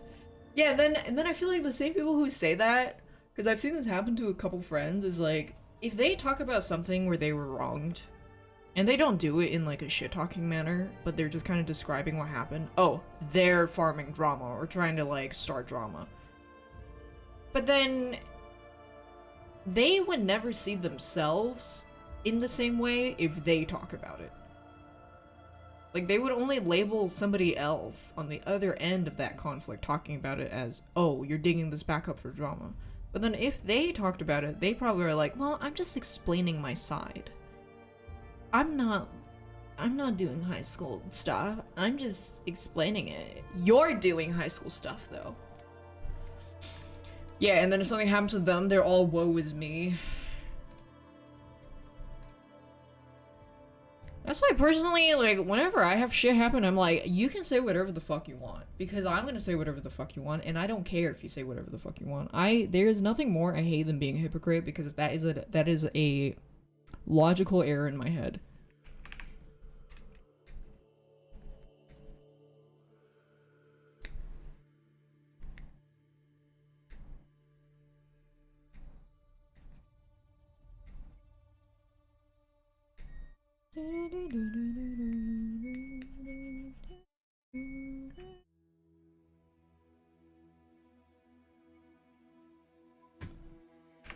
Their stuff is shit and your shit is stuff. Yeah, exactly.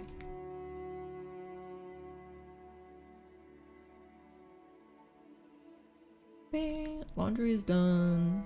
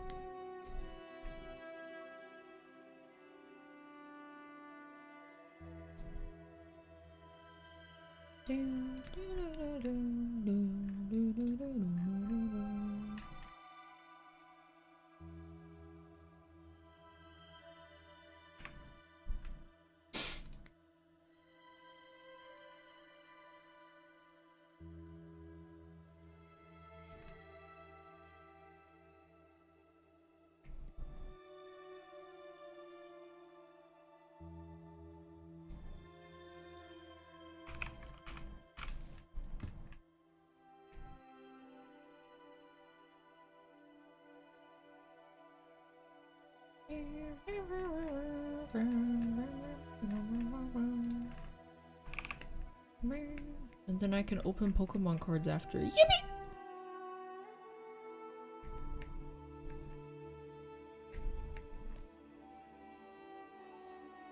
Yip!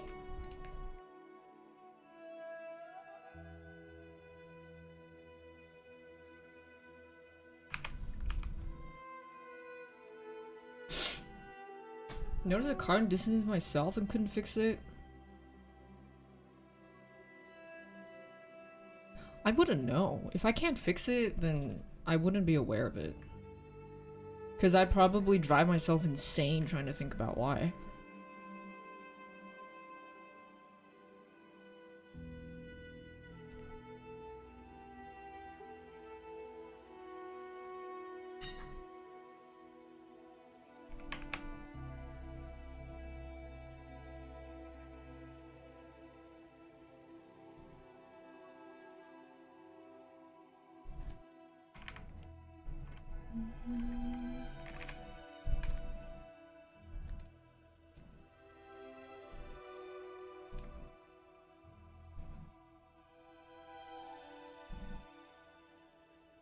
This is Silk Song OST.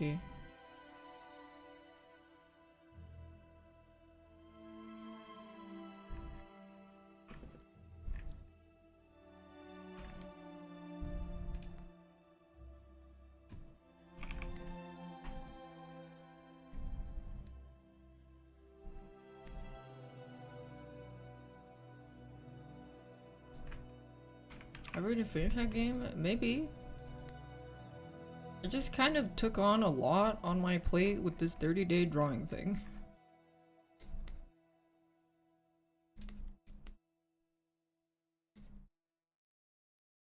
I mean, I've noticed cognitive dissonance myself and then overcame it though.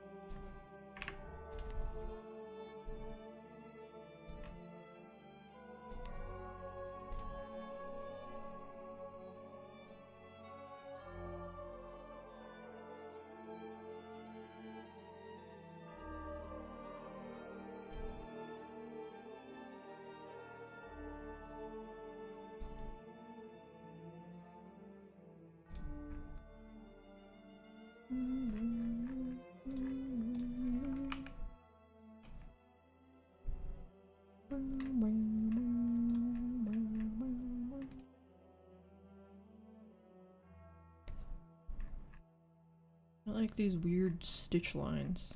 They look cool.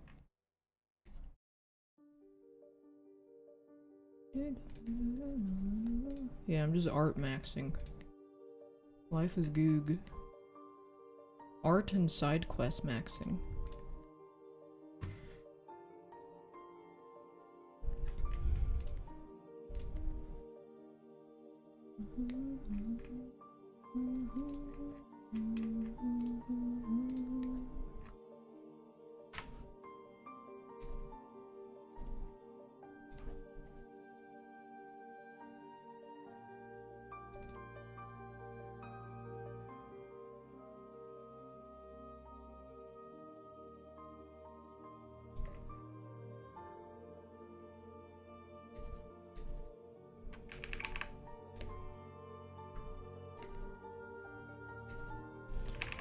This after.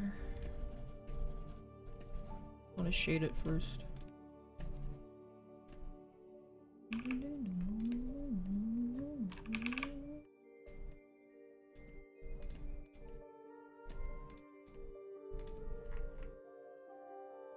Thanks, yucks.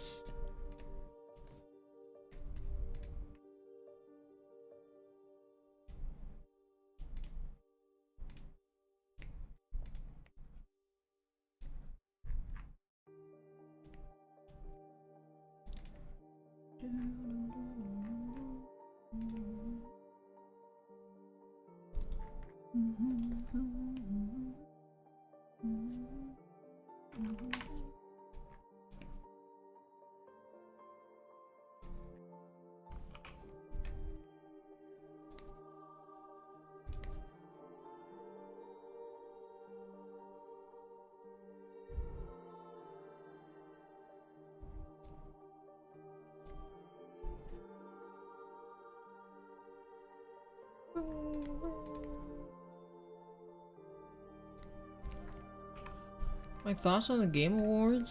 It was as predicted, I think. That game that they saved for the final reveal looks like shit. Unless I'm sponsored for it, in which case check it out. Holy.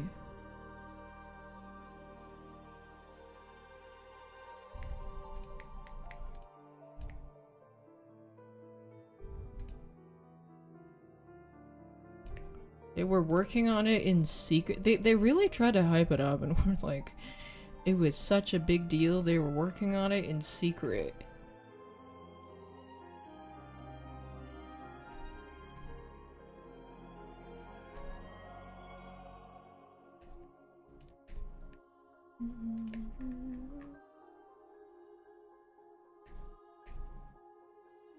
The Divinity trailer was very cool. The Leon Kennedy reveal was cool.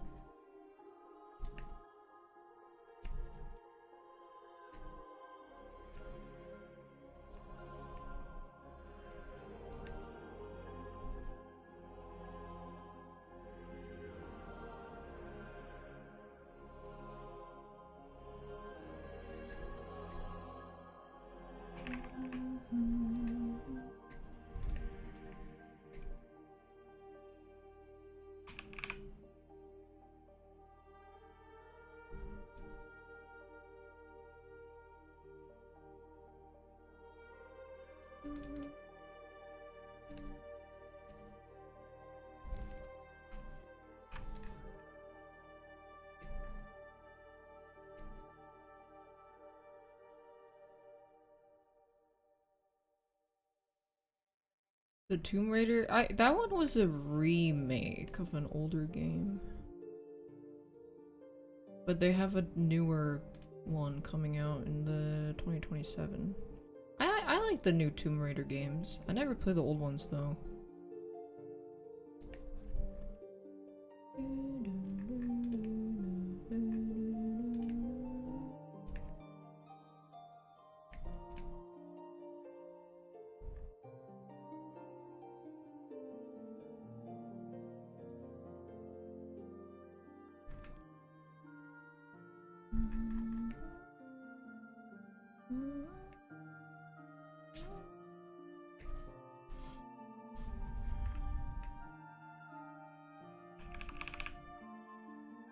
Yeah, Tomb Raider and then playing Uncharted for the first time was fun.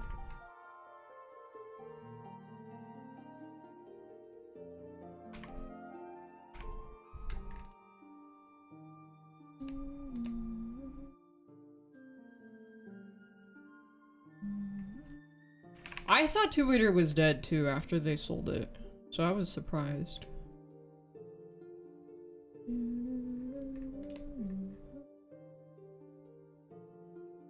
I was shocked.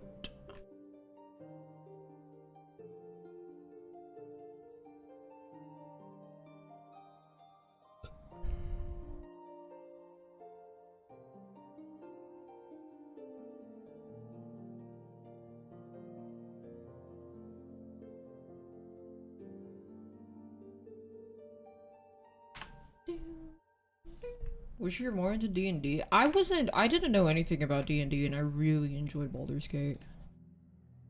I didn't even like turn-based combat either. I was one of those like, I don't like turn-based, I don't get it. And I actually had a lot of fun. I try to keep an open mind when it comes to games.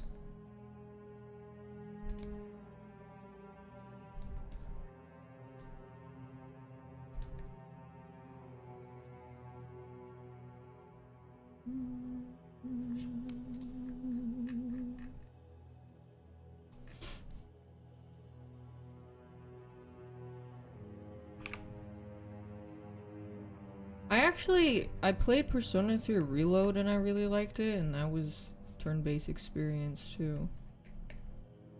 I was like, oh wow, I thought I didn't like it, but I actually think it's quite neat.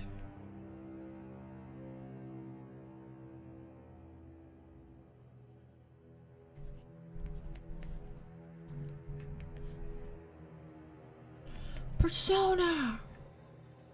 That.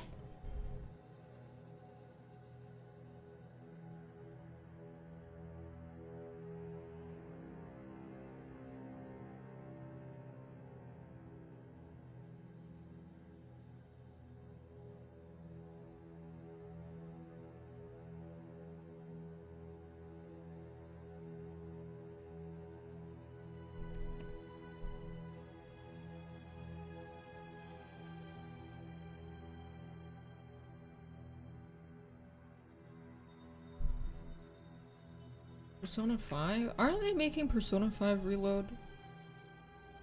Or something?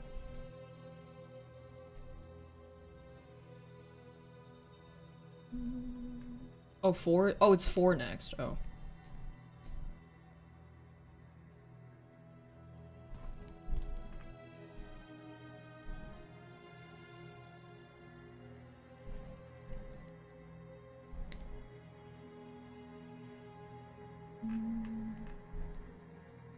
Protecting the beast! Come into my eyes! Things advanced W.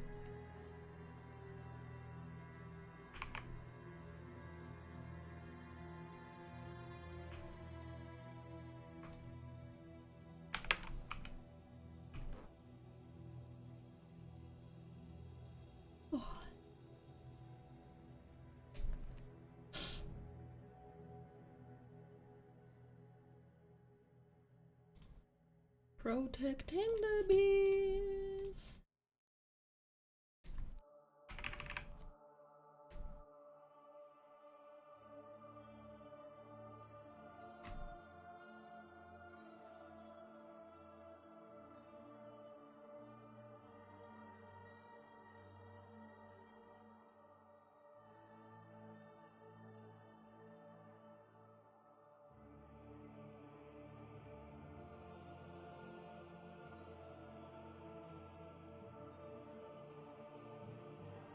I had a weird dream. I mean, I've started doing this a lot in my dreams. Where if I notice something is wrong, I ask the person what year it is. It's like slightly beginning lucidity, but not quite there. It's like half aware of lucidity. I ask them what year it is because it feels wrong, and then they can never give me a right answer. Or they ignore me. It's very strange.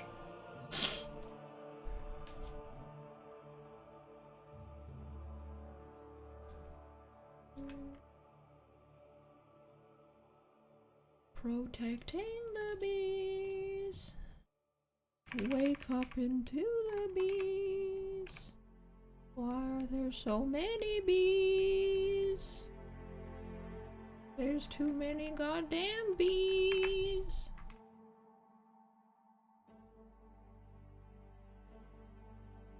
Stop all the fucking bees.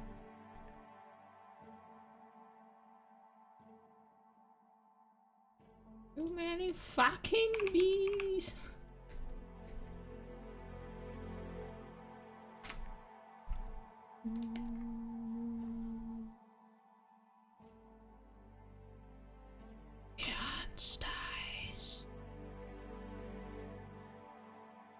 Oh, I should have made it white.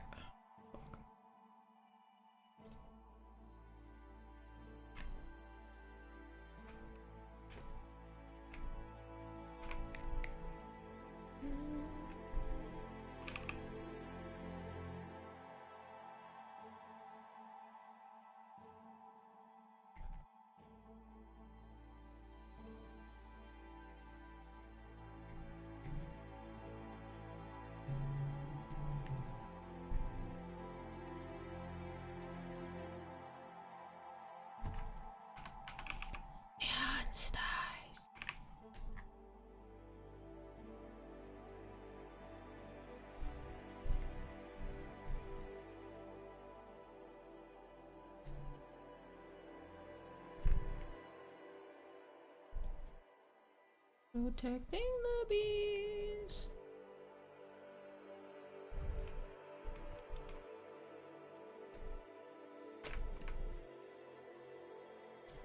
Wonder how many people got this tattoo on their hand and then regretted it. Definitely a non-zero amount.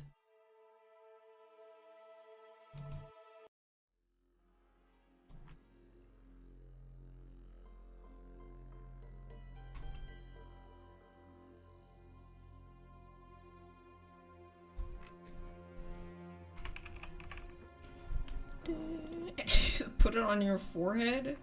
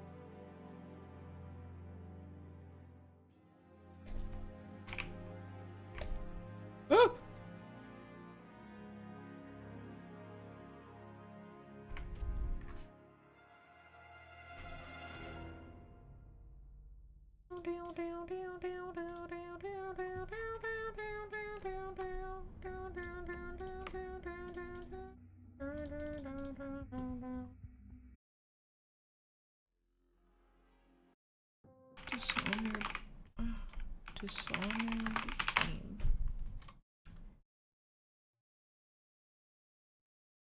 Need to listen to the music for added bonus buff.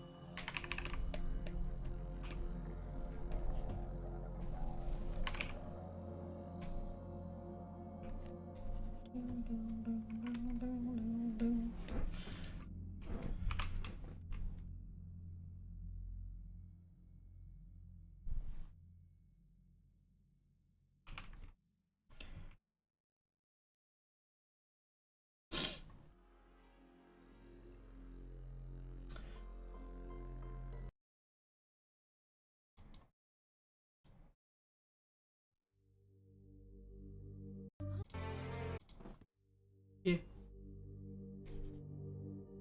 I have to fix the lighting.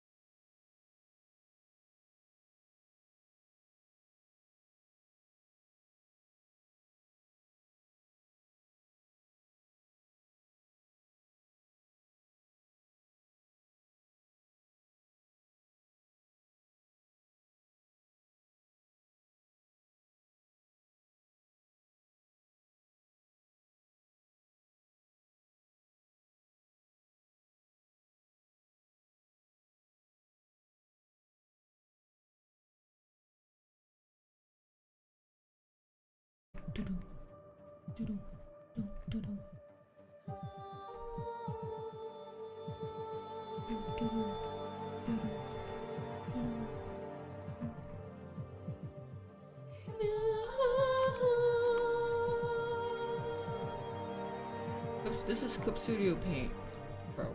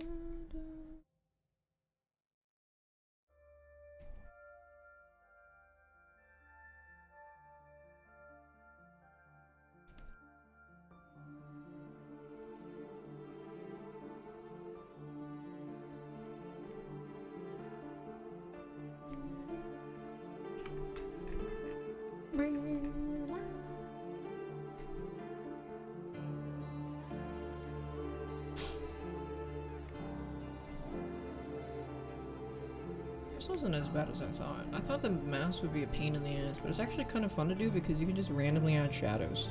And it just works.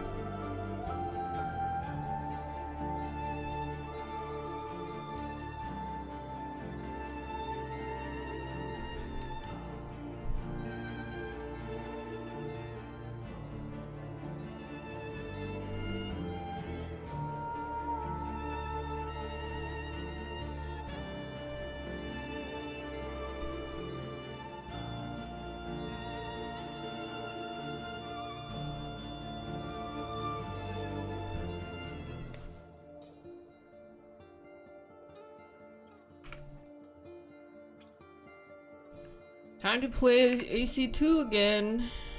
No, I remember it. I don't think I'll be replaying it for a while.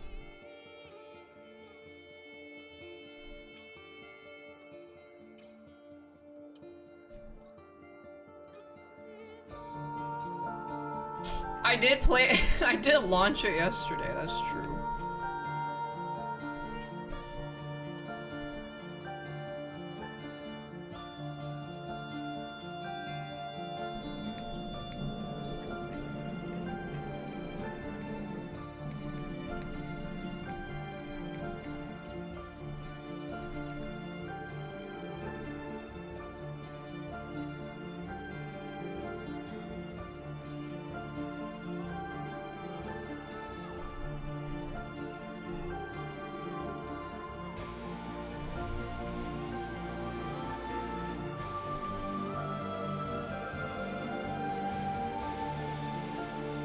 I have a way back up. In case I fall.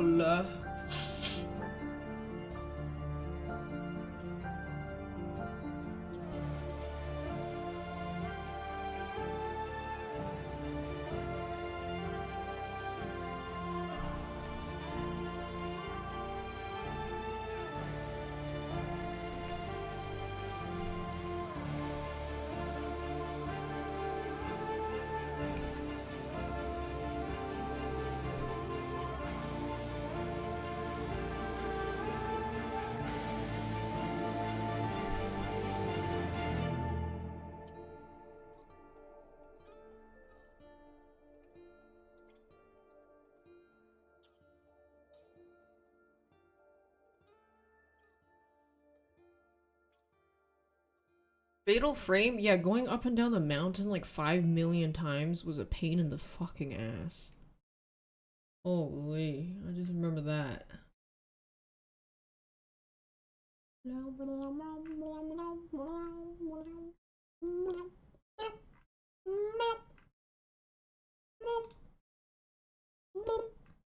Thanks, MF Goon.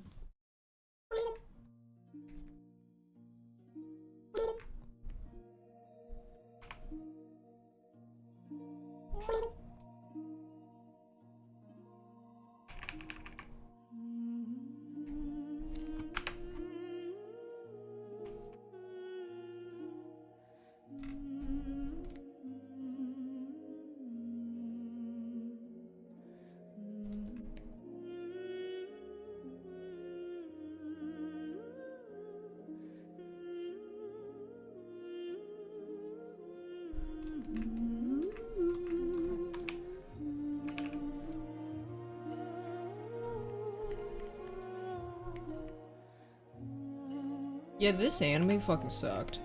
It was like it was good and then it was bad and then I read the manga and then I got bored.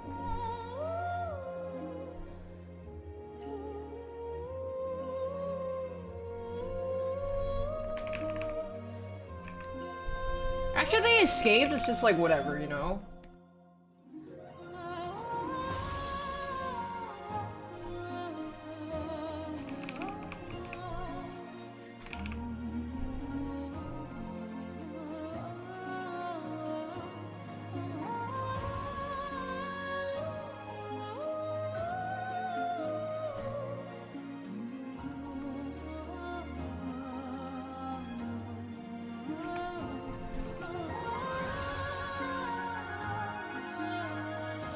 Yeah, after this escape was kind of buns.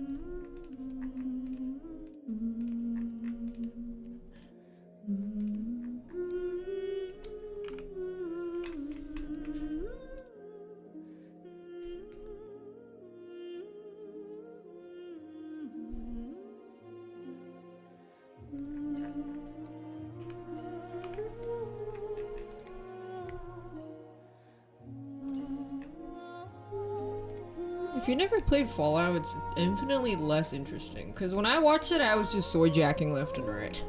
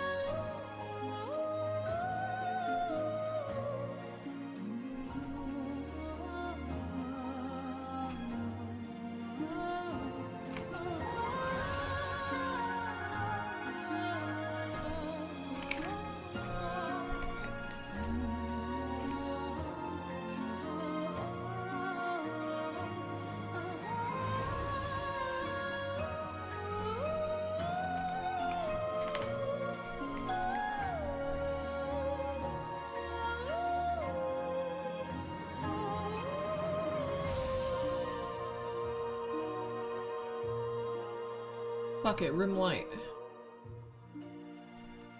Bitches love rim light. It's me, I'm bitches.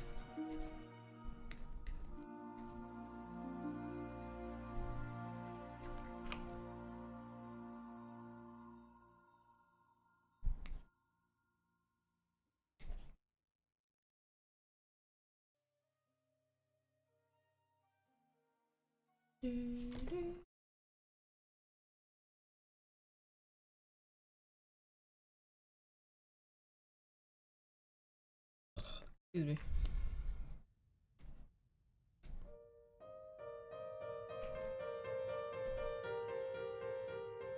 I really want to go to a ballroom and do ballroom dancing.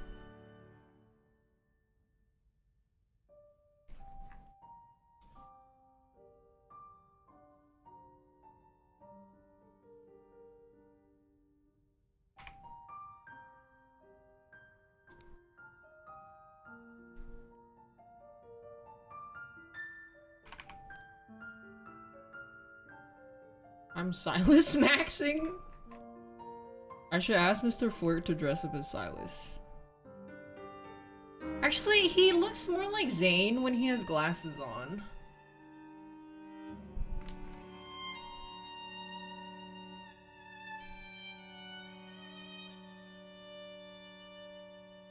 Yeah, he's really cute with glasses on. I should tell him that, so I can influence him to wear glasses.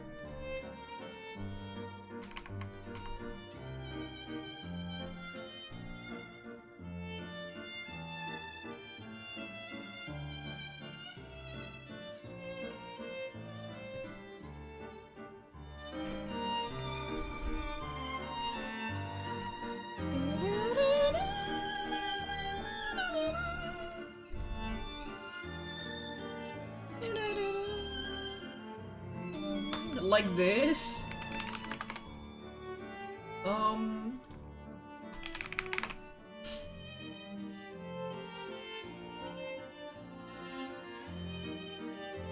Okay.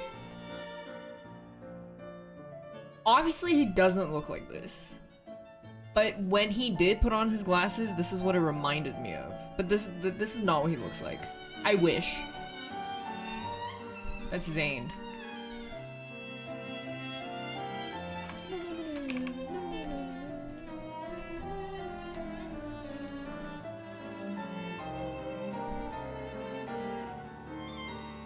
Please wear your glasses more. Flirt. Don't say I wish. What I do wish.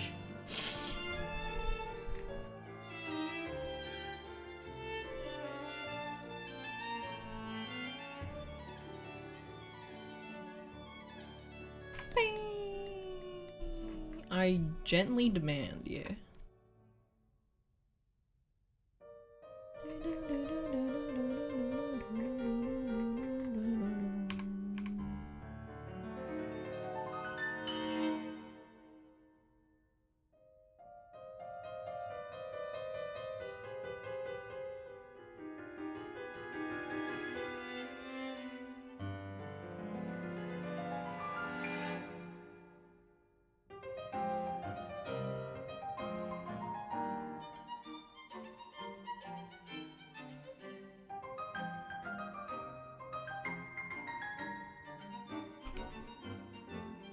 When did we get this? Yesterday.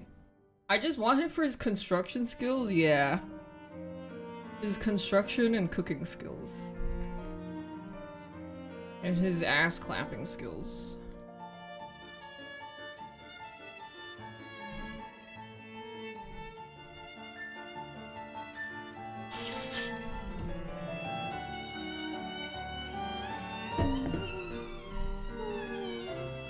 Oh fuck!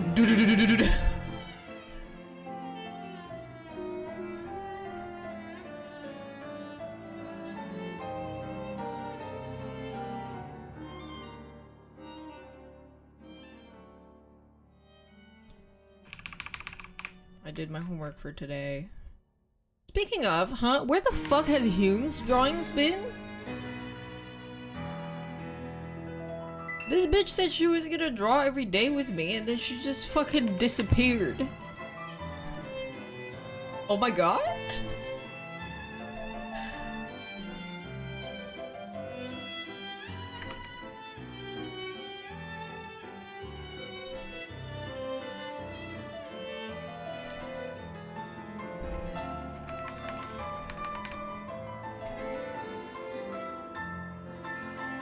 Okay, this guy going crazy on the piano makes me want to learn. Look at him go.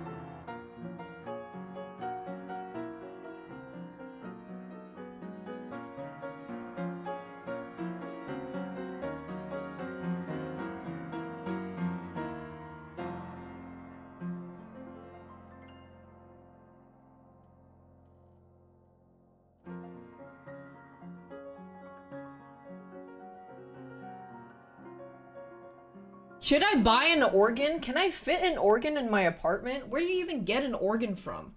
How do I even start playing an organ?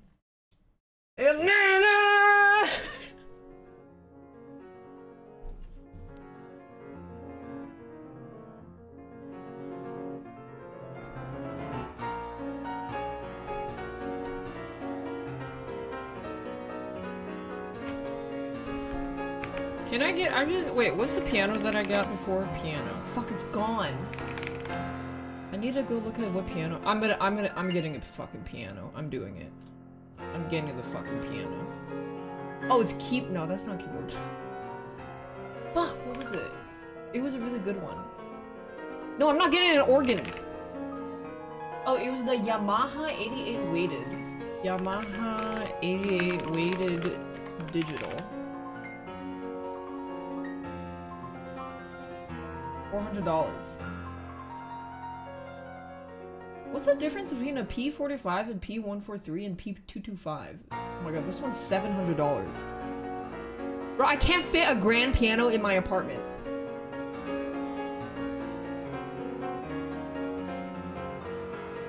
I think I'll just get the P45.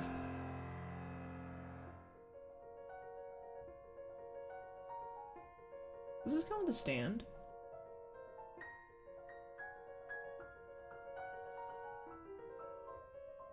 This doesn't even come with a stand? Are you fucking kidding me? Yeah, this is the weighted one. It doesn't come with a stand?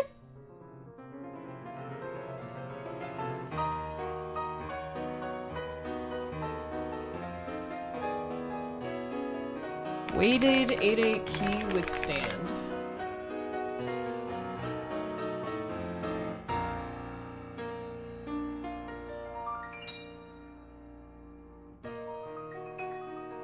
Where do you come with a sequel that comes with it doesn't come with a stand? I'll get a stand on my own then.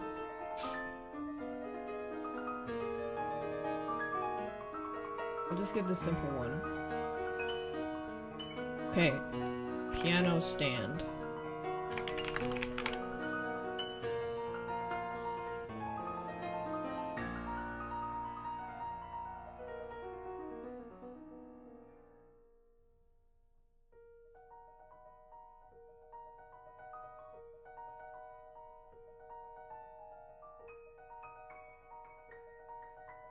Why are there dangly bits on it?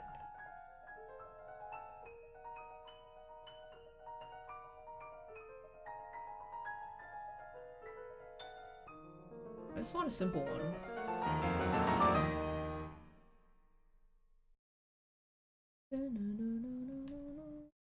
I'm really hobby maxing. Whatever, I'll just get the first one I see.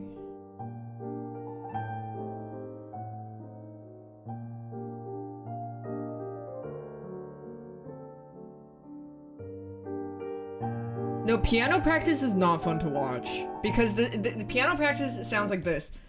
Dun dun dun dun dun dun dun dun dun dun dun dun dun dun dun for like 2 hours.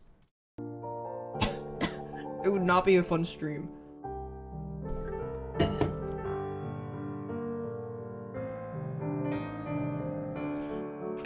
I'm gonna get a printer too.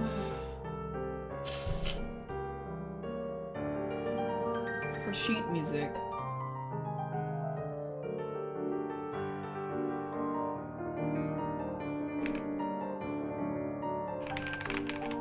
I like annotating my sheet music so I know what it is. I lost all my previous sheets. Where do you find it for free? Oh, I remember I paid for it. So I'm gonna have to go find them again. And then re-annotate.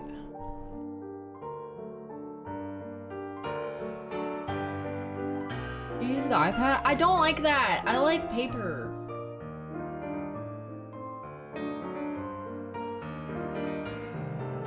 Do they have extra ink? I mean, I don't think I'm using that much ink. Wait, I want a folder also.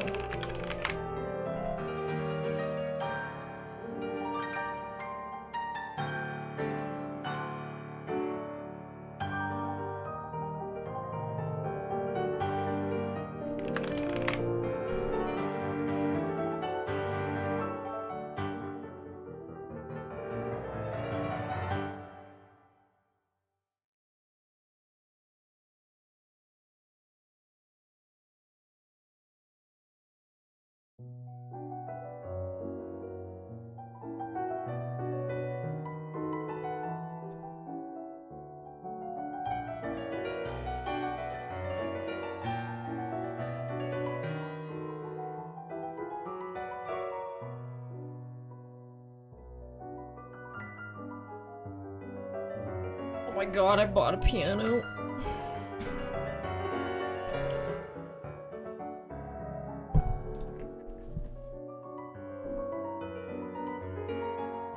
It's time to do the piano grind again. I mean, I had so much fun when I did it.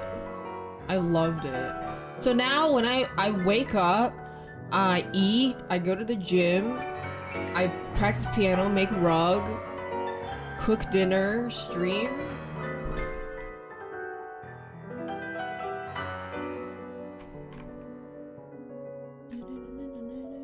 Yeah, I cook now. I haven't ordered food, like Uber Eats or anything in like over a week.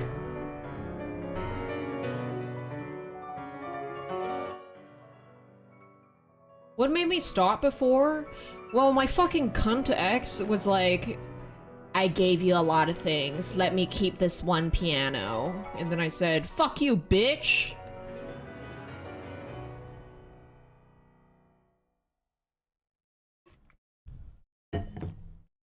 Yeah. That's what happened.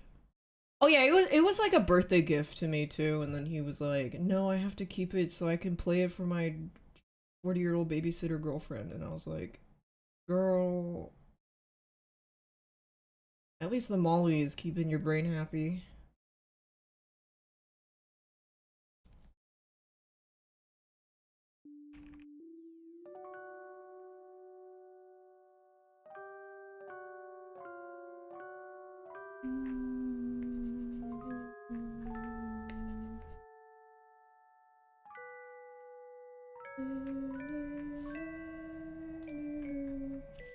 What in the fucked up logic that, bro?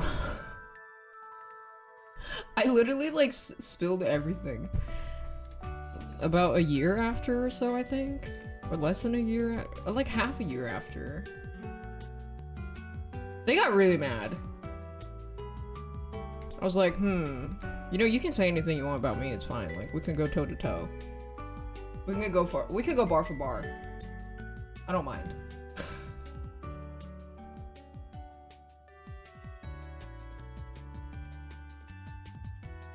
They got really mad that I, like, talked about what happened. But then, you know, me talking about what happened is what made me and Dizzy Kin become really good friends, because when I talked about it, she was like, I went through the exact same thing. Like, literally almost exactly the same. And then we got to know each other and we became good friends. Okay, like, I mean, again, to be fair, I don't think he cheated on me. He just was regularly going out of his way to hide her from me and would, like, invite her over to the apartment and spend multiple nights with her, and immediately got together after we broke up while telling me not to worry about it and that she really wanted to meet me. And so he didn't cheat, but he just was, like, doing all that, so yeah. But he didn't cheat, though.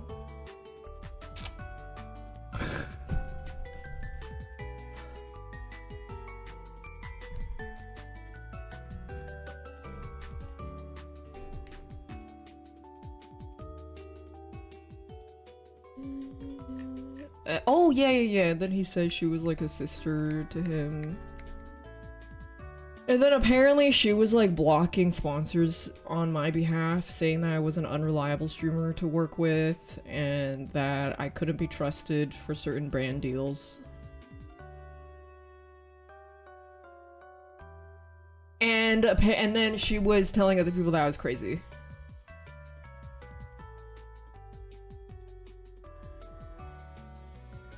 And then they also, the most recent thing that I heard a few months ago was they were telling me that apparently he felt he was trapped in a relationship because he was scared I was going to kill myself if he broke up with me, which I have never threatened, by the way, ever, because I knew that's like extreme manipulator shit, and that's like abusive. I never ever threatened that. And they kind of just like ran with the narrative that like I don't even think I ever said it, but they were like implying that I would have. I'm like, I'm sorry, over this, like over a 5, 6 out of 10 man. I don't. Please think of yourself a little less. You're not worth all that.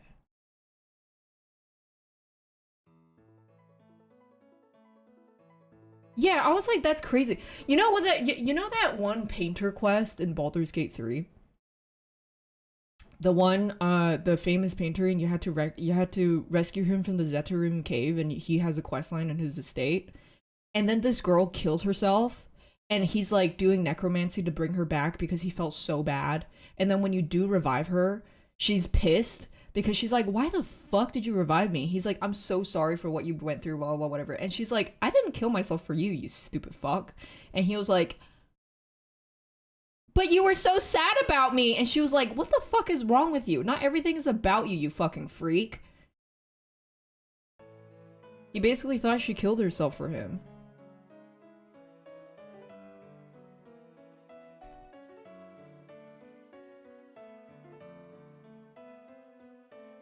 But yeah.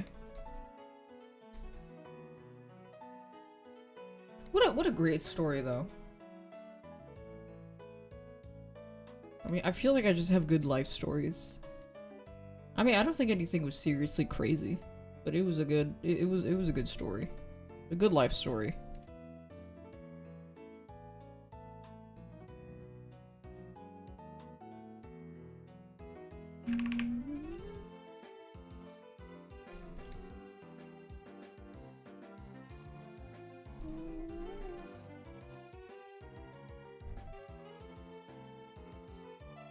Yeah, very entertaining.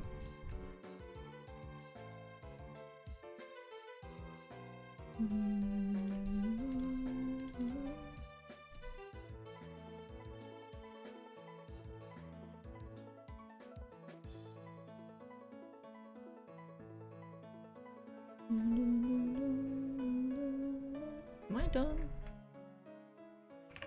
Never doubt a man's ability to think he's hot shit when he's mid at best. I know.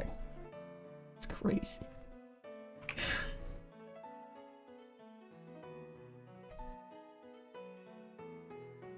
I also think I was also like... I think I was like, my brain was actively being suppressed. Because when I left that, when that relationship was gone, I felt like so much smarter and felt so different. I could engage in critical thinking so much more.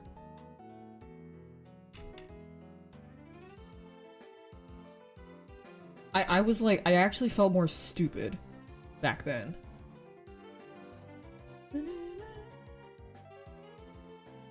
Now I feel like so aware and just so perceptive and just so ponder. Yeah, I don't. The two traits I can never deal with in a man again is stupidity and insecurity.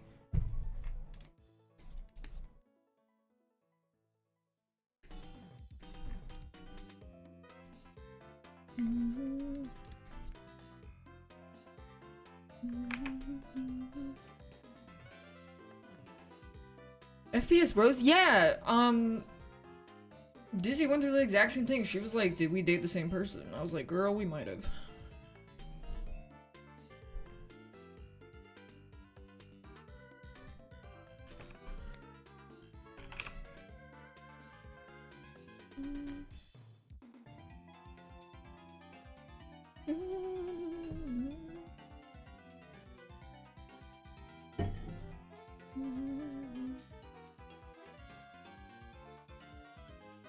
FPS bros, I don't actually know what gym bros are like. Don't really know.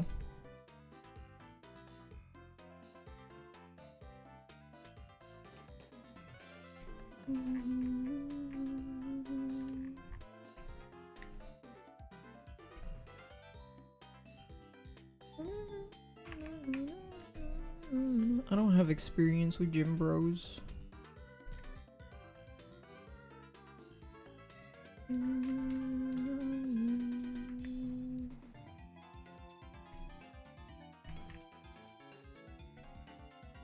Yeah, I also think gym bros have more variation than FPS bros. Nothing humbles you more than the knowledge you could be bigger. Okay,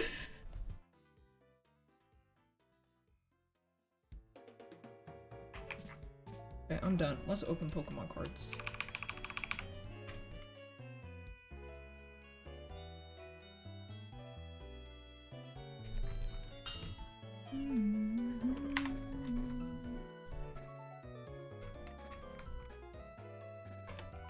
Did my homework for the day.